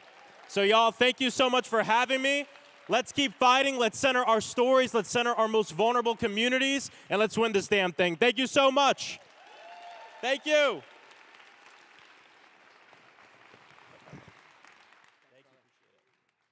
Thank you so much. This is working. Yes. Thank you so much, Representative Frost. We want to transition now to an incredible set of speakers who are going to take this fight against fossil fuels around the world. You know, as we've touched on a few times tonight, we have a lot of work to do here in the United States. But we also know that this struggle is global. And we know that our struggles are connected, from all the work that students here mentioned on stage to end the genocide in Gaza, to the work to help people and communities on the front lines around this planet. We need to be doing our work here in the United States to be in solidarity with all of those movements. And so our next three speakers are going to be talking about various aspects of this fight against fossil fuels and the ways that we connect the dots between different issues of corporate power, of indigenous rights, of racism, and the struggle against the industry and the world that we want to build. So we're going to go back to back with these incredible speakers. We are honored to have Stephen Donziger here with us, a lawyer who has helped lead the fight against Chevron. Joseph Givargesi from Our Revolution, who will speak about the 40th anniversary of the Bhopal disaster and the work that's happening there. And our dear friend Candy White from the Indigenous Environmental Network, who's led the fight against fossil fuels with us on the front lines of this movement. So you're going to hear from an incredible set. They're going to go back to back, and then we'll keep on moving. So without further ado, Stephen Donziger.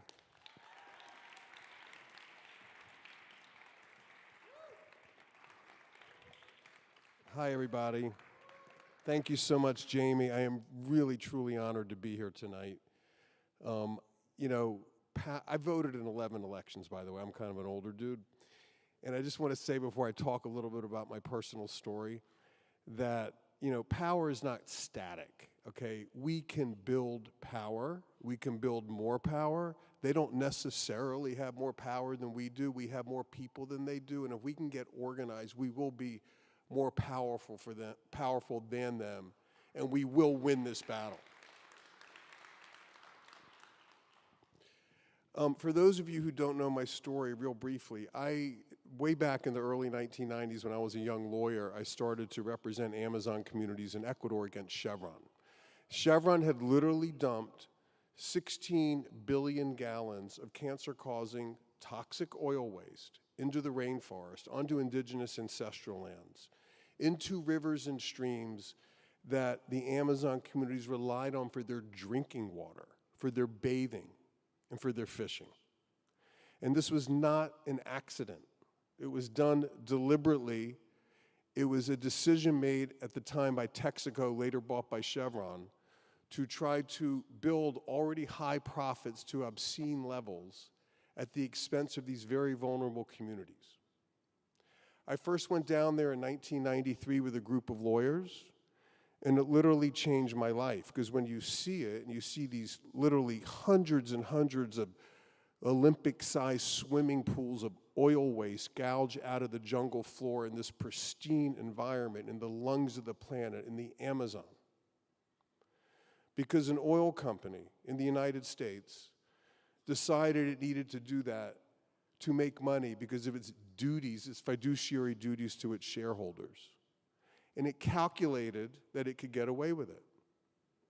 Well, the communities in Ecuador, including 5 indigenous groups and farmer communities, hooked up with a bunch of lawyers, including myself, and we filed a lawsuit in 1993. It's now over 30 years later, and I want you to tell you that that lawsuit is still going on. Okay, it's still going on. And for those students among us, by the way, you guys are all so inspirational for your work, for your dedication. But I want you to understand what we're up against. We won this lawsuit in the courts of Ecuador where Chevron wanted the case to be heard and where Chevron agreed to accept jurisdiction. 2 weeks prior to a decision in the courts of Ecuador giving a victory, a historic landmark victory to the Amazon communities, they sued me, Chevron sued me personally in New York City for $60 billion. I know, it's funny you laugh because that was sort of my reaction. Like if it was like $1 million or $2 million, yeah. 60 billion, it's so absurd, and it was a pure intimidation play. But it so happens I am the person who got sued for the most money of any individual in the history of this country. In the meantime, the case in Ecuador was affirmed unanimously by Ecuador's Supreme Court, Ecuador's Constitutional Court, and by Canada's Supreme Court for enforcement purposes. There was voluminous evidence that they had deliberately dumped this toxic waste. But rather than pay the communities they poisoned, they tried to destroy me. And over a period of years, as I was fighting this parallel case in New York while we were winning the case in Ecuador, they figured out a scheme to actually incarcerate me. And what happened is they got a judge, a pro-Chevron judge, to issue an order that I was to turn over my computer to them, my confidential case file. And I contested this order, I appealed it, and while I was appealing this clearly unconstitutional order, by the way, that's never happened before either, the judge charged me with criminal contempt of court for protecting the attorney-client privilege, for protecting the right of my clients to their confidential information. That charge was taken to the U.S. attorney in New York to prosecute me. The U.S. attorney, appointed by Trump in his first term, refused to prosecute me. The case was such BS. So the judge at that point did something I've never seen before.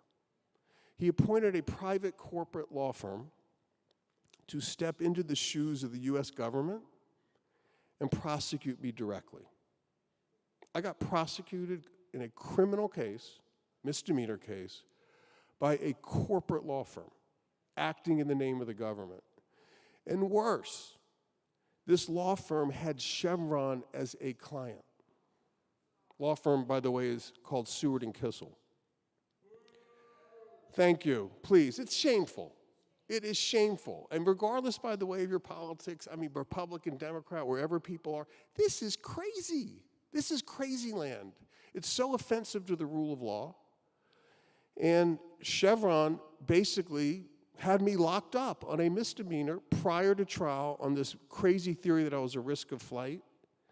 And I ended up spending literally 993 days at home with an ankle bracelet, and then 6 weeks of that in a federal prison on this baseless contempt of court charge. Now, I'm through that period, but I still don't have my passport. They took my law license without a hearing. And I don't have a bank account because they got an order from the judge that I was to reimburse them millions of dollars for their legal fees they used to persecute me. Now, that's the story. My period of detention ended 2.5 years ago. I'm good, I'm writing a book, I'm doing my work, I'm doing my advocacy.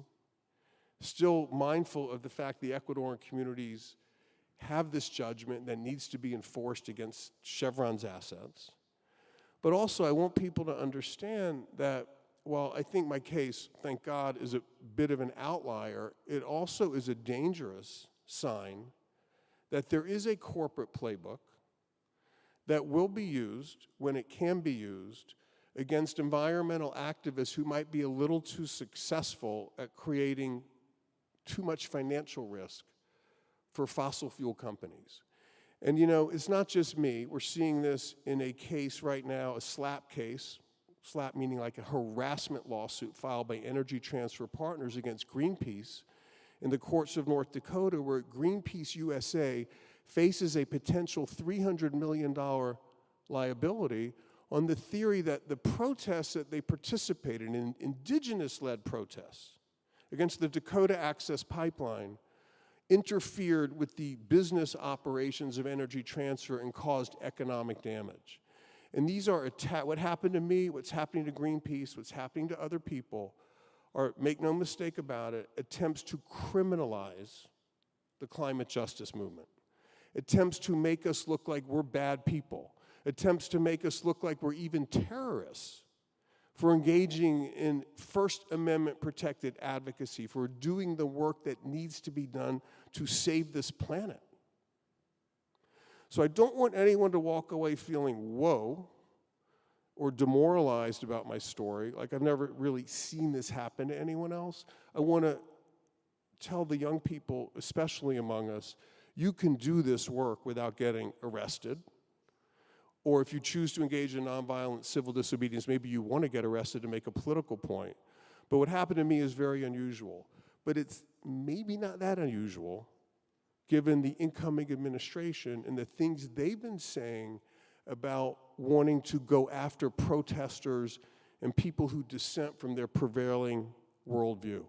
So my final point, when we think about climate justice, when we think about battling the fossil fuel industry, we must connect it to our freedoms, to our democracy, to the rule of law. We cannot forget that to preserve what we understand to be our liberal democracy, despite all of its many, many flaws, the reality is it gives us the freedom to do this work, and there are forces out there in industry, and now with the support, I believe, of many in the incoming administration who want to take that away. So be mindful that as we fight for climate justice, we must also fight to protect the rule of law and our democracy. And one final thing is I'm seeking a pardon from President Biden right now. And if maybe some of you know that I think there's a pardon Donziger sign out there. Oh my God, this is awesome. Thank you. I just want to say this about the pardon. Most people who seek a pardon have either been convicted of a crime, pled guilty to a crime. Okay, we all saw that the president pardoned his son. Fine, okay, I get it. But pardon people who actually are innocent. Pardon people who deserve mercy, like Leonard Peltier. Okay. The great indigenous leader who's been in prison for 50 years? 50 years? Okay? So I am really asking President Biden to look at least my case and use it to send a clear message to our society that private corporate criminal prosecutions will never happen again in this country to anybody, okay? Go to freedonziger.com, you can sign the petition, call the White House switchboard, crash it, demanding I be pardoned, and thank you so much for your support. And Jane Fonda, my old friend, thank you so much for your leadership for so many decades on all sorts of political issues. You're awesome. And Maxwell Frost, I just want to say this about electeds, okay? Any elected leader that comes out of community organizing is someone I start off by really trusting, okay? Too many of our elected leaders are not connected to the community. Okay? Thank you, Maxwell, for your leadership. You're an inspiration. Thanks to all of you. I really am honored to be here. Thank you so much. Hey guys, if you're holding up the banner, yeah, we just want to do a photo. Could you be standing right here or like in front? Yeah, amazing. Beautiful. Okay.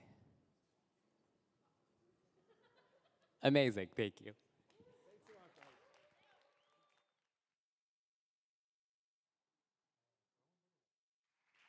Brothers and sisters, good evening.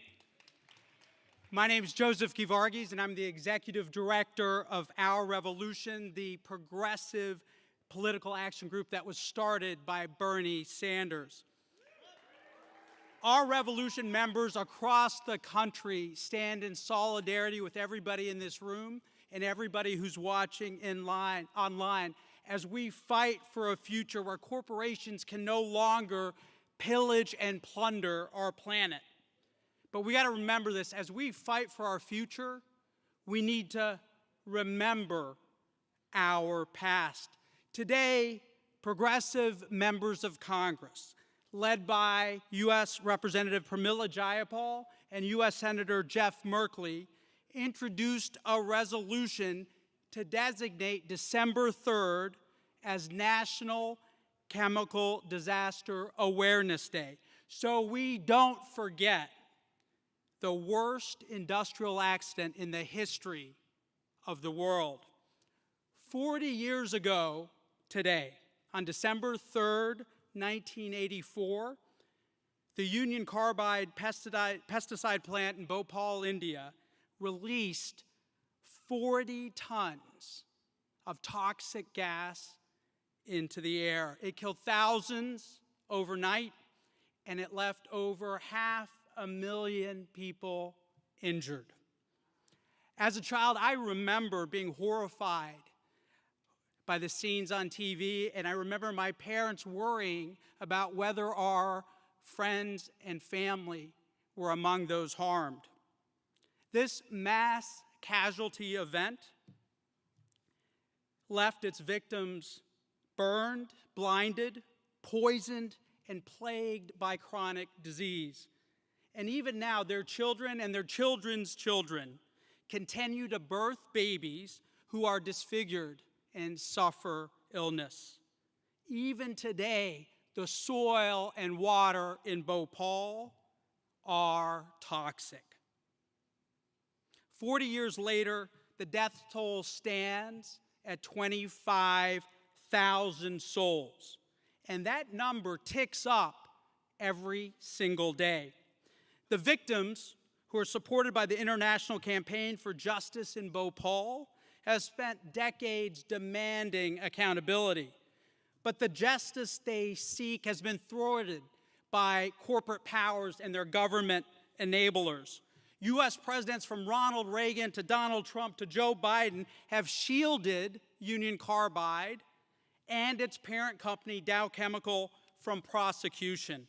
And even worse, Narendra Modi, the Prime Minister of India, has allowed Dow Chemical to expand its business footprint all across India.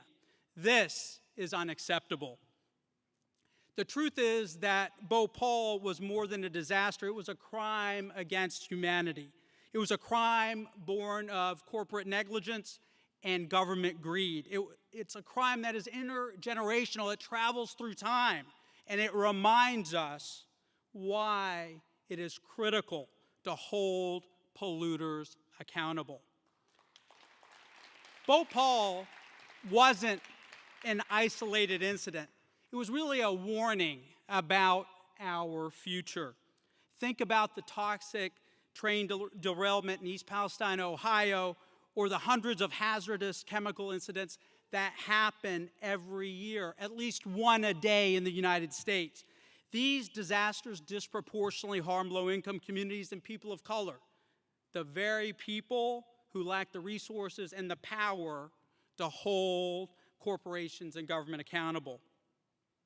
And I want to be clear, these incidents are not accidents.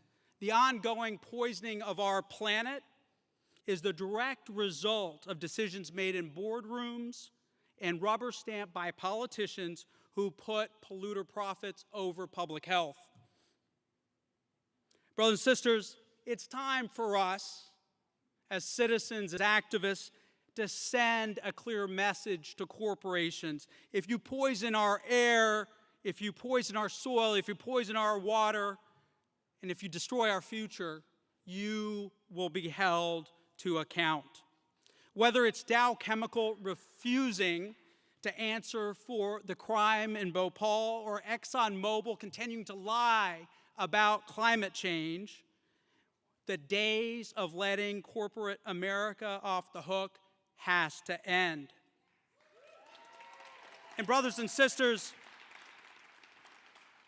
as we remember the victims of Bhopal in our hearts, let's honor the survivors right now by fighting for a world where chemical disasters like this are not allowed to happen again. And one way you can help in this fight right now is by asking your member of Congress to co-sponsor the resolution that was introduced today. For more information, you can go to bhopal.net. That's BHOPAL.net. That's the website of the International Campaign for Justice in Bhopal. And once you're there, click the call to action link, and that'll guide you on the script to call your member of Congress.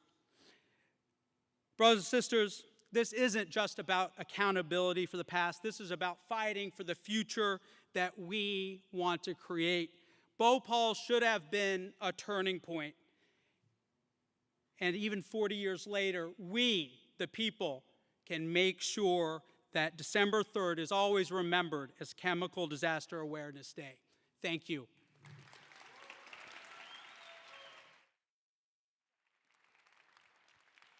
Hey everybody, how you doing tonight?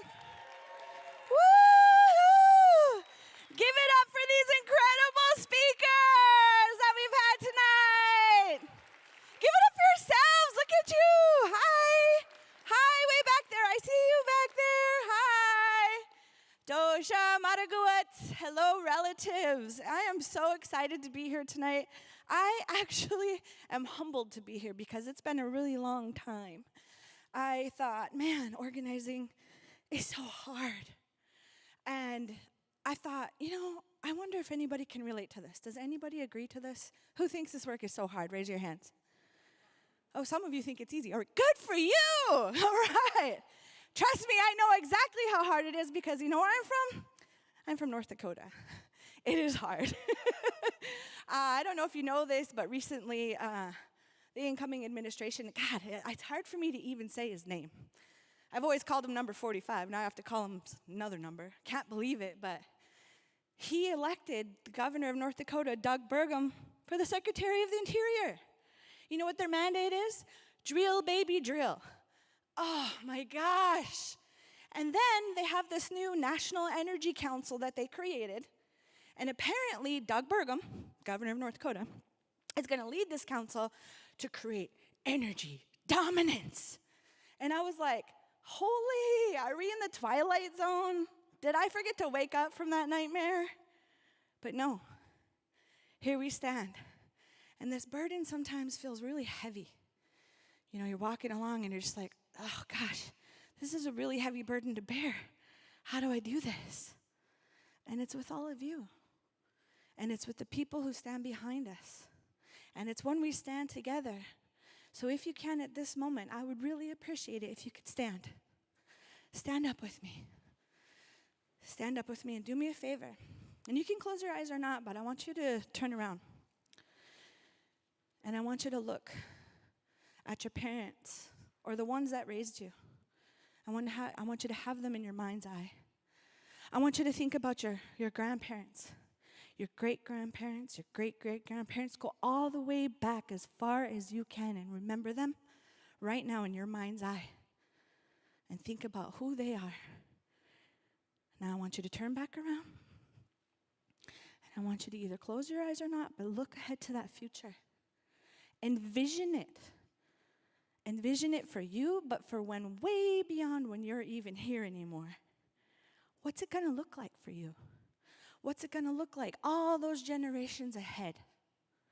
Because if we don't remember our ancestors who have our back, where we came from, we're not going to be able to know where we're going and where we want to be, despite whoever is in that position of power.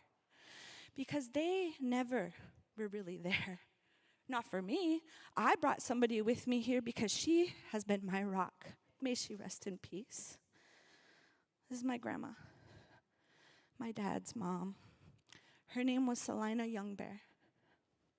Now, sometimes back home, people say, gee, you Hiradzo women, you're really mean.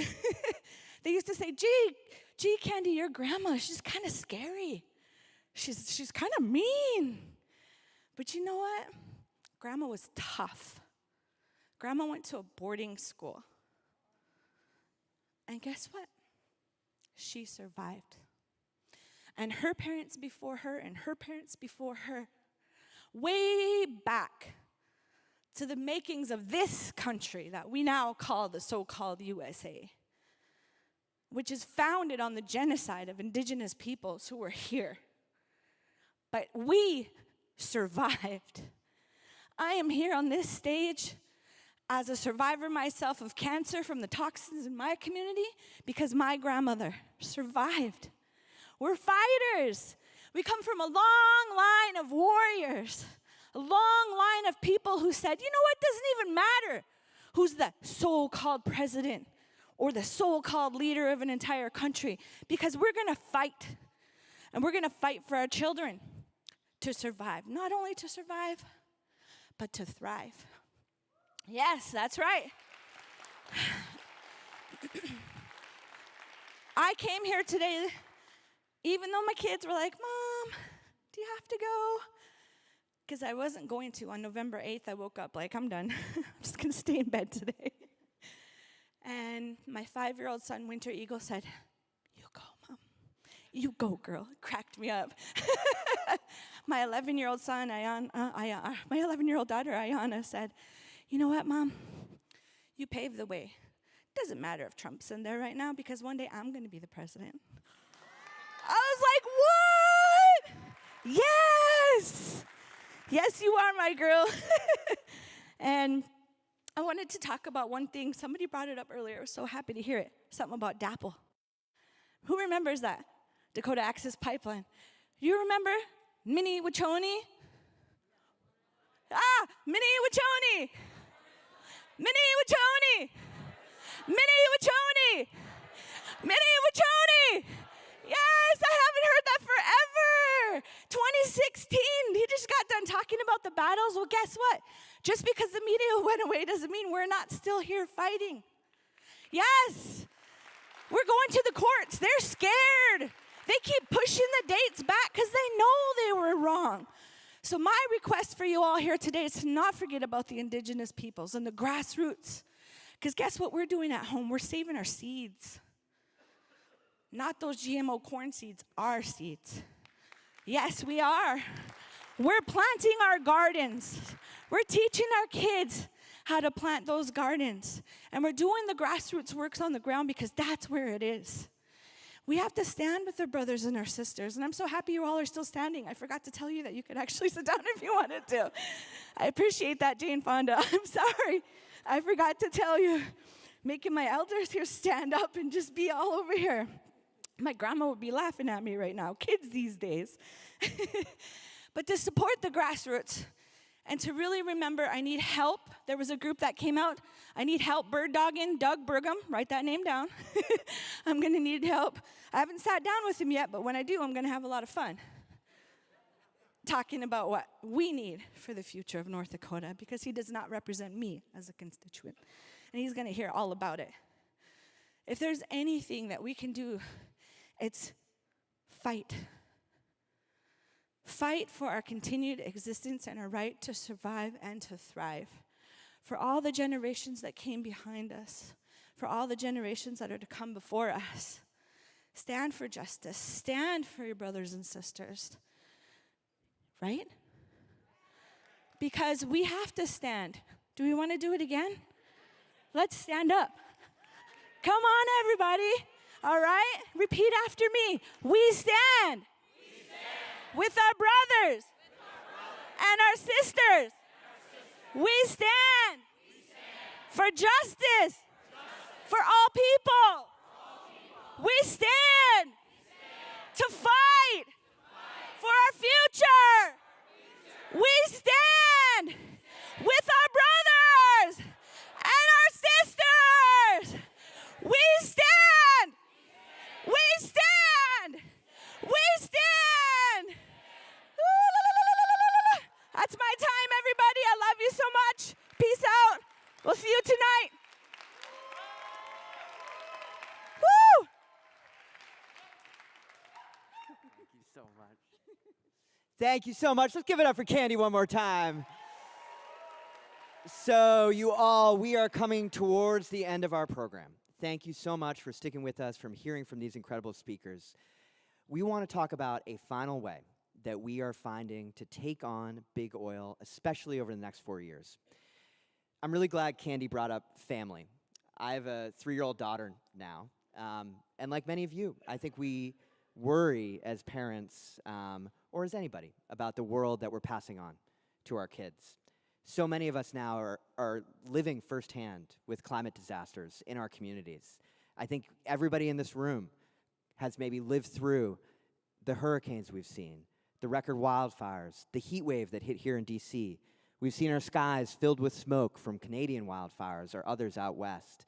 We've lived through those disasters, or we know people who have. We know the climate crisis doesn't hit people the same way, that racism and poverty and a lack of access to resources mean that those impacts aren't shared equally. But make no mistake, everybody now is being impacted. That's something that we all share as a human experience, and it's something that we should be organizing around. And so, all across the country now, communities are coming together and finding ways to connect the dots between the climate disasters they're seeing, the industry they know that caused that, and who is going to pay for the damage that's been done. So this Make Polluters Pay campaign that so many of the groups who helped put on tonight are a part of, and so many of you have been supporting, is our growing effort to really point the finger clearly and say it's time for big oil to pay for the damage that they've done.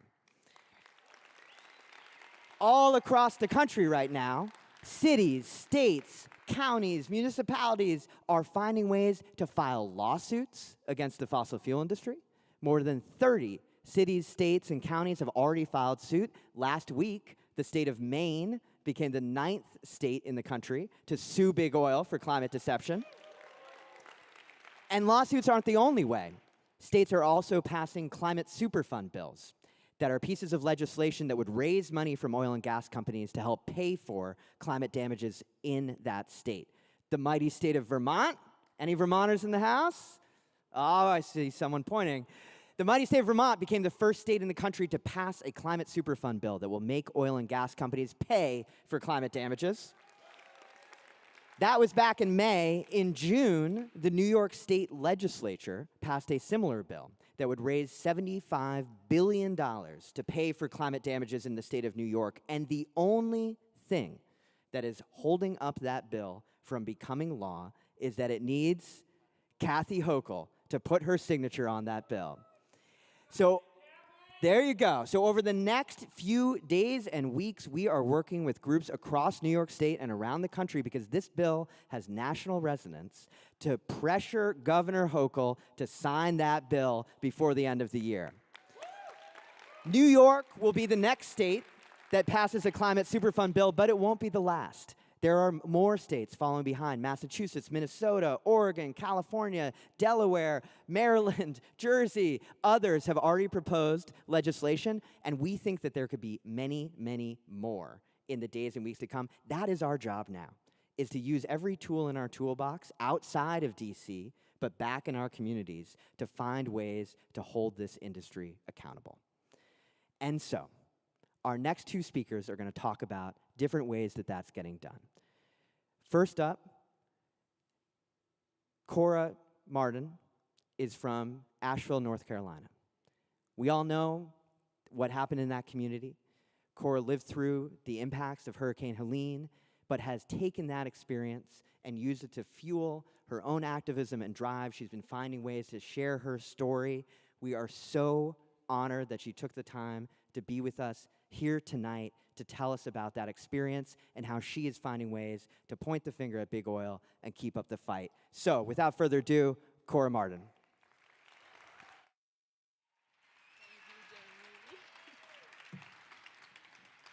Hello, everybody. As Jamie said, my name is Cora Martin. I am a 17-year-old student from Asheville, North Carolina, and my hometown is on my mind. The families lost and separated are on my mind, the 53 days without drinkable water. Toxic mud, bucket showers, mudslides, destroyed infrastructure, the devastated ecosystems, livelihoods, children, art, communities. Yeah, my hometown is on my mind. It is no longer just my future, it's the reality of our present on my mind. A few years ago, Asheville was described as a climate haven. Our mountains were to protect us from severe weather, such as tornadoes and hurricanes. We became a refuge for those escaping hurricanes and extreme heat across the East Coast.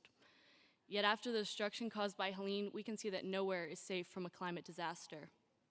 I think it's hard for anyone to imagine that they would live through one directly in their hometown, especially when yours is 500 miles inland, secluded in the mountains. But it happened. On September 27th, Hurricane Helene hit western North Carolina, causing the water to rise 28 feet before cresting, leaving thousands without water, power, or any means of communication. It is truly hard for anyone to imagine that they would live through a climate disaster in high school, but it is our reality. That within a matter of days, the rivers would rise beyond their banks and bring picnic tables to the tops of trees, wiping out communities, and that mudslides would so rapidly fall, making roads impassable. That our currency would become plastic water bottles and a shared smile, and strangers would be flushing strangers' toilets with 5-gallon buckets, performing missing persons checks across the county, knocking on doors and not knowing what may lay beyond that threshold. Yet there would be tents of supplies going up along every road you see, and military vehicles continuously coming in alongside the truckloads of supply donations, while road closure signs and now turned gravel roads were around every corner you turned. You drive by what used to be your favorite places, now turned debris fields, and remember what memories those little plots of land hold. Or walk a street along a river, eyes wide as you take in the sights of homes leveled by the force of water and ask yourself what happened to those families. In the early days, the sound of helicopters and sirens on rescue missions echoed in your head, and the scent of sewage filled your nose. The dirt caked on your skin and under your fingernails as you volunteered in any way that you could, watching as the death toll only continued to rise, hoping that one day it would soon all stop. Yet there was beauty in the ways that the community came together. People of all backgrounds were united and guarded by masks and gloves, picking up bags upon bags of debris that the floods brought in. Whatever skills one possessed, they brought them to the table. Yet it is still surreal and intense knowing that some of the places you hold closest to your heart have become unrecognizable rubble. This is not an original experience. Hurricane Katrina, Milton, Harvey, Irma, Matthew, Sandy, California wildfires, flooding in Valencia, Spain, heat waves and monsoons. The excessive burning of fossil fuels is increasing the force and frequency of natural disasters that are consistently devastating more and more of our home planet. And in the same way that communities of color and low-wealth areas bear the burden from fossil fuel pollution, marginalized communities were left most vulnerable in the wake of these climate disasters. Families with financial resilience and a safety net are better positioned to rebuild and recover their homes and livelihoods, while those in the margins continue to struggle. Climate resiliency must be practiced to acknowledge the ongoing injustices in our modern world. As continuously demonstrated, climate change is an amplifier for division, a threat multiplier. It is the intersection of human rights and social injustice. We are actively facing a crisis of pollution, environmental racism, deforestation, and over-extraction. People and ecosystems are continuously suffering, and we need a radically different system to address these crises, a system that President Donald Trump does not plan to enact.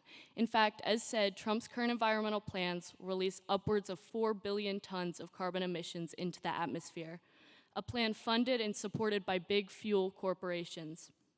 Like Western North Carolina has come together to restore and rebuild, it is essential that as a movement we come together to hold these big corporations accountable for the increasing harm that is caused to places like Asheville. We all have our role. It looks different for everyone. For some, it's direct action or policy change. Others, it's marching in the streets and fundraising. Another way is coming to events like this, so thank you all for being here. Personally, I have recently found my role to be listening. Following Helene, I have gone out across Western North Carolina with my recorder, headphones, a basket of waters, and homemade banana breads in hand, ready to hold space for those willing to tell their story. I find the tears will always roll across my cheeks no matter how many people I hear. I dream of gathering these stories into one place, of making a podcast so everyone is able to hear them, for these stories are what hold the most power, because we must listen to every voice, because it is now every single life that is being affected. We must all do our part, and for you, I am grateful that our current reality is on your mind. There is only more work to be done in Asheville and its surrounding areas, just as there is globally. As you all stand with Western North Carolina, we will stand with you in the fight against climate injustice and for climate action. Thank you.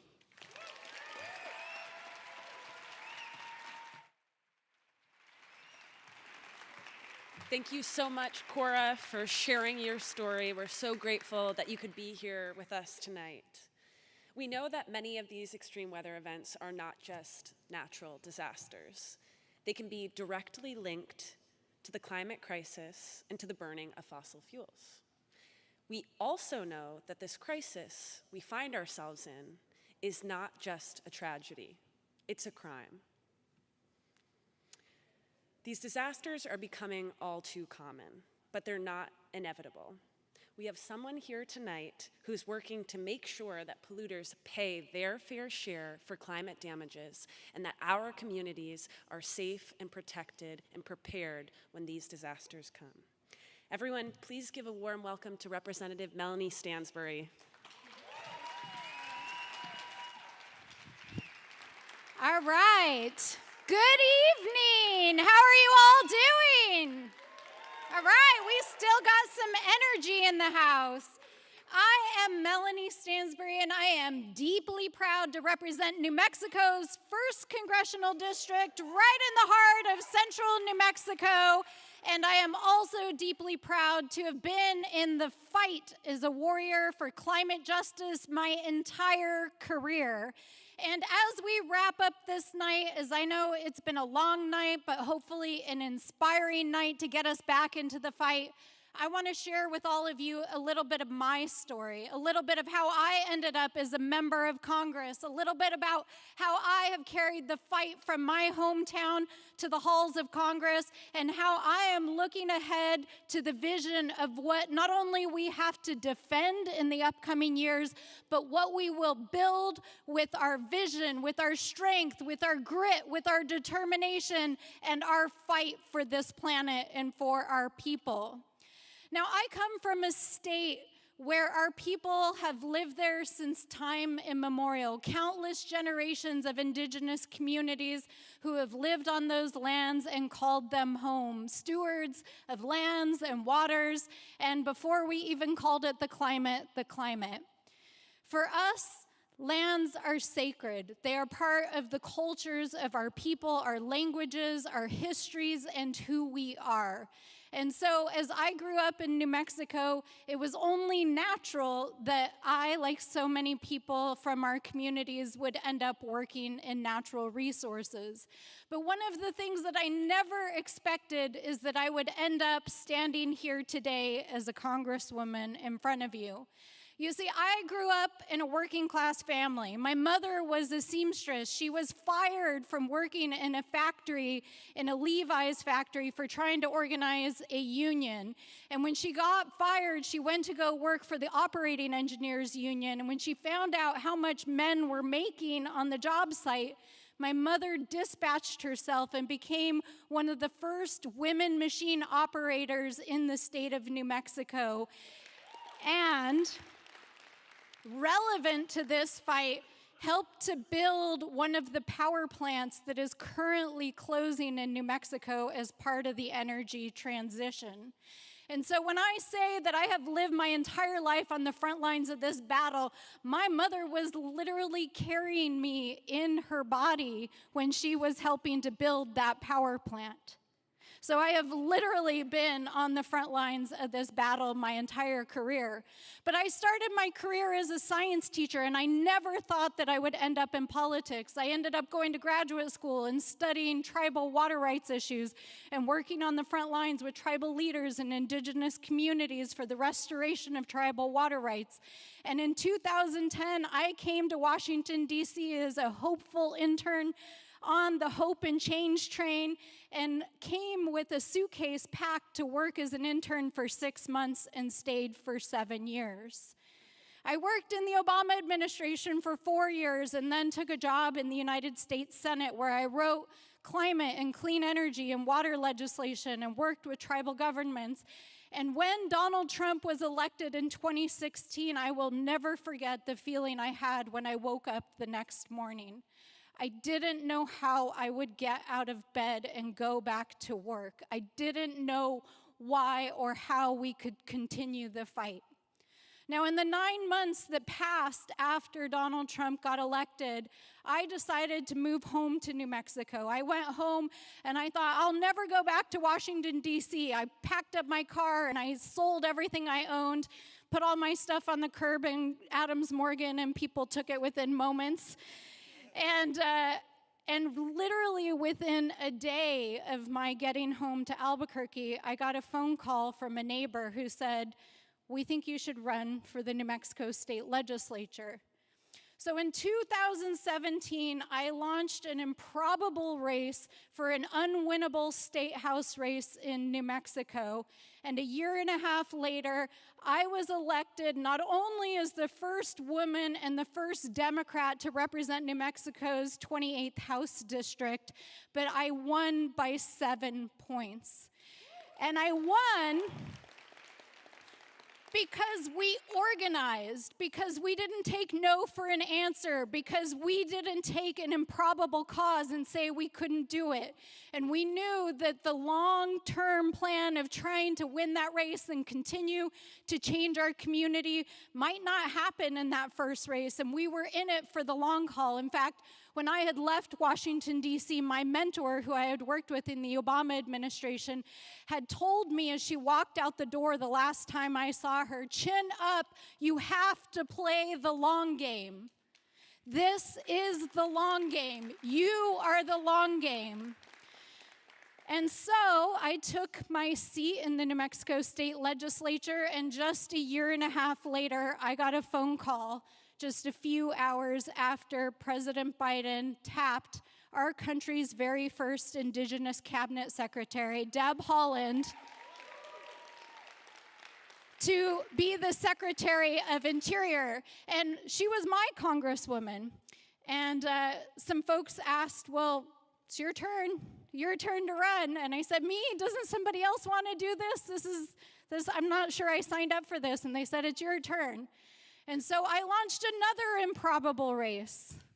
And not only did we win that race, and Secretary Haaland is now here serving in this beautiful city, transforming the way that we engage with tribal governments and communities, taking the climate crisis all around the world and the solutions that we have to tackle, and protecting our public lands and waters. I have been serving now as the youngest woman to ever represent New Mexico's 1st congressional district in Congress.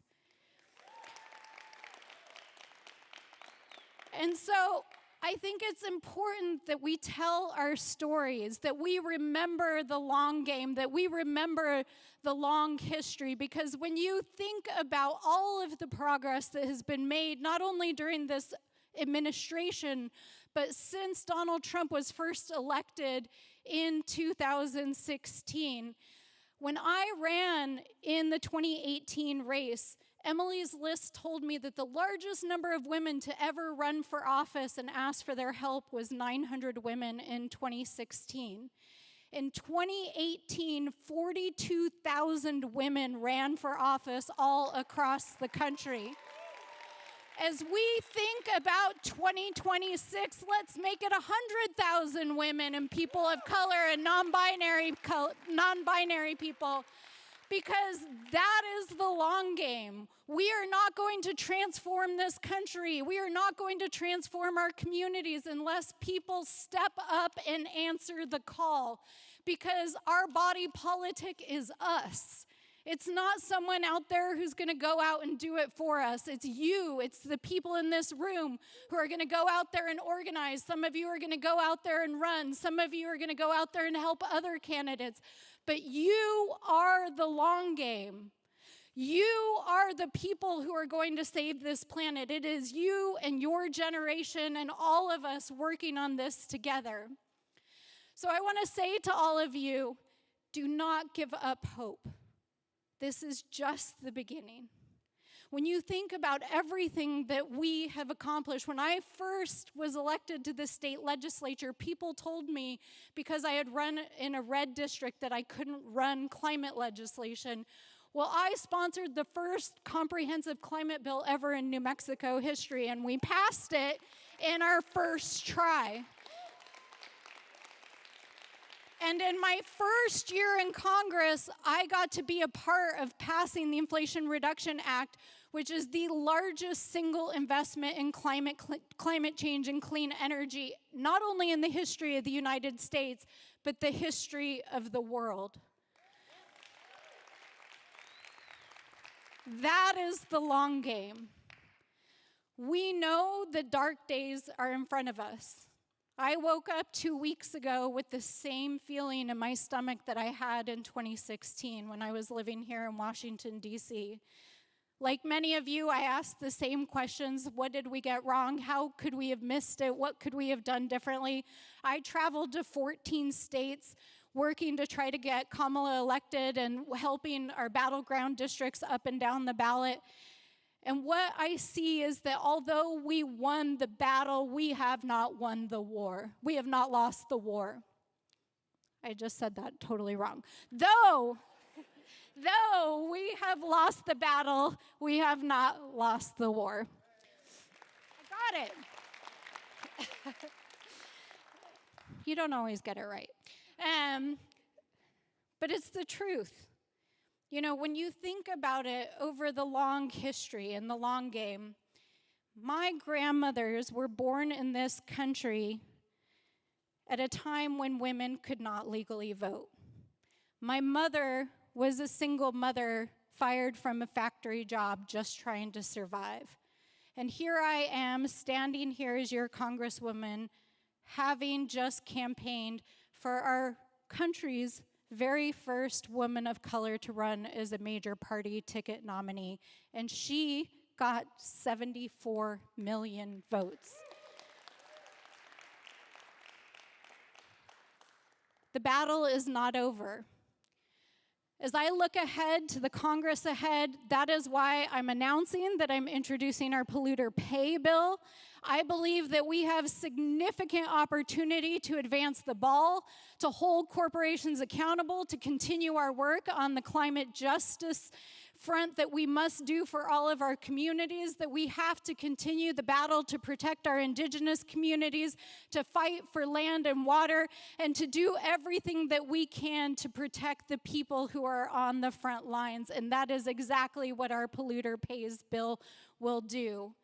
So as all of you leave this auditorium tonight and you think about what is the long game and what your role is, I want you to think about what your role is in the long durée of history and moving this ball forward. Shortly before Martin Luther King Jr. died, he gave a famous speech not far from here. And he talked about the politics of despair, and that one of the greatest risks of our time was giving in to the politics of despair. We cannot give in to the politics of despair over the next 4 years. We must continue to hew the stone of hope, and we must continue to bend the arc of history towards justice, and we must continue to organize, to fight, and to get out there and win these races, win these battles, and win this war to save our planet and save our communities. And you all are going to make that happen.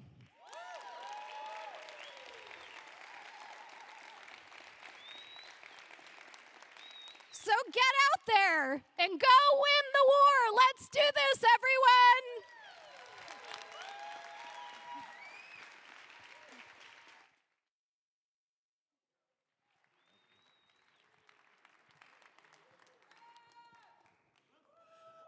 So I've been given the task of sending us back out on the field.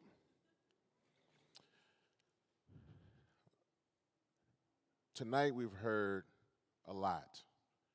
And as we started, we heard that this is not an argument, but a fight. So let me say this, because doing the same thing over and over again, expecting different results, is the definition of insanity. So we're not going to go back out there the same way. But let me say this to you. In sports, when someone is tired, they tap the top of their head. I need to tell you, for those who are watching and those who are here, if you feel overwhelmed, if you feel you need to take time to take care of yourself.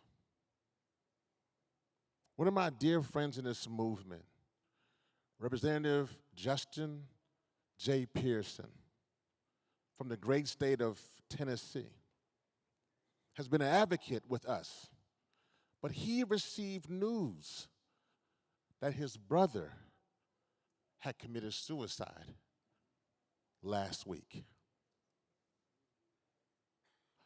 There are so many people who are giving up hope.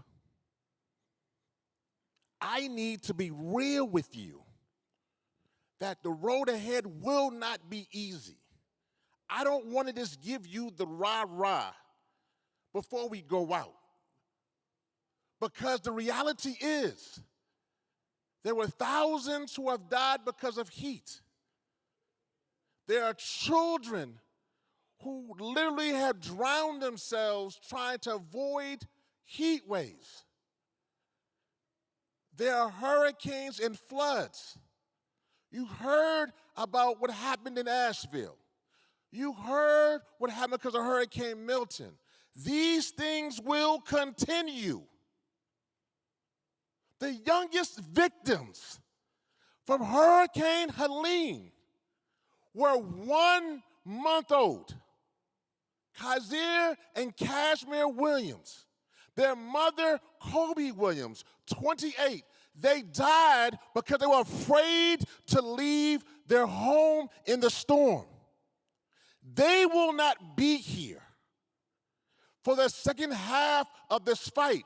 Many of those will not be with us to see how this fight ends, to get to 2030 or beyond. So every day that you have to fight, to stand up, not for Republican or Democrat, but for humanity. Every day, you have the ability to continue to ensure that we transition from fossil fuels to clean energy. You must continue to fight. And so there's some next steps that we've learned today. Step one, you must have courage. You must have courage. Step two, you must have compassion. We cannot be the movement that does not love anymore. We cannot be the white paper energy movement anymore. We cannot try to tell our arguments or prove our case. We must actually love human beings. Third, as Jane Fonda said, we must use culture and do storytelling. We must do this differently. So I just came back from Korea. I was there fighting for a plastic treaty with so many amazing activists and other leaders on the world. We are not alone. We are not alone. But this is how quickly things change. By the time I got on my flight and landed here, the entire country was in an uproar. That is how fast things can change. So this is not just some 2026 or 2028. This is an everyday thing. So on international, we must continue to push and join our neighbors. They are watching us. I am telling you, I saw Panama and Ecuador and all these countries, the small Caribbean countries and other countries, they are watching everything we do, and they are leading on that for inspiration themselves. So one, on the international front, we have INC Now 5 Part 2. Yes, it will be with whatever administration, but that is Part 2. We must continue to fight for a strong plastic treaty. COP30 in the Amazon. We must organize for that. On the national level, you heard it, we must continue to push for states like New York and other states to embrace strong climate legislation. And you heard from Rashida, we must stop LNG. And we must gather and organize and mobilize to do that. You heard from Attorney Dossinger, and you heard him say quite clearly why important we must have litigation. And I will tell our young people, demonstration without litigation leads to frustration. We must join them things together. And then finally, there's a fight in our own backyards, where I'm from, in the great state of Louisiana, in a place called Cancer Alley, where my neighbors are dying. And they have sent me here in many ways to tell you that this segregated, siloed, quote unquote, progressive climate movement will not work.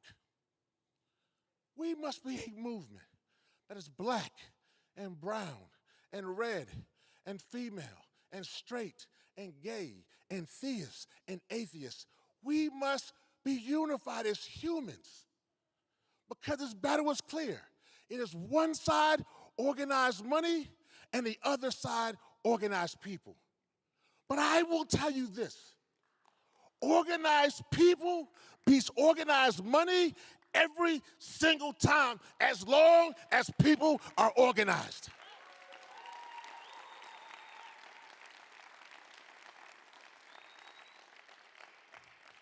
And the last thing, we have a petrochemical fight. Let me close with this. I need us to then huddle or rise, and then we're going to march out. When the destruction took place in East Palestine and the trail derailment took place, I went to East Palestine. And I never will forget it, because they said, well, it's mostly white people and mostly MAGA and mostly Republican. But when I went there, understanding what I went through from Hurricane Katrina, and went there to East Palestine, Ohio, I was never hugged by so many white people in my life. Some wearing MAGA hats, some wearing Trump t-shirts, but all Americans facing a crisis. I came back, no names to be told. I told the current administration, from the highest ranks, you need to go to East Palestine, Ohio. You must show your face. You know who did? Who launched his campaign actually from the first environmental justice site ever as a presidential candidate? Donald Trump. Went there, throwing hats, being ridiculous, but he went to East Palestine.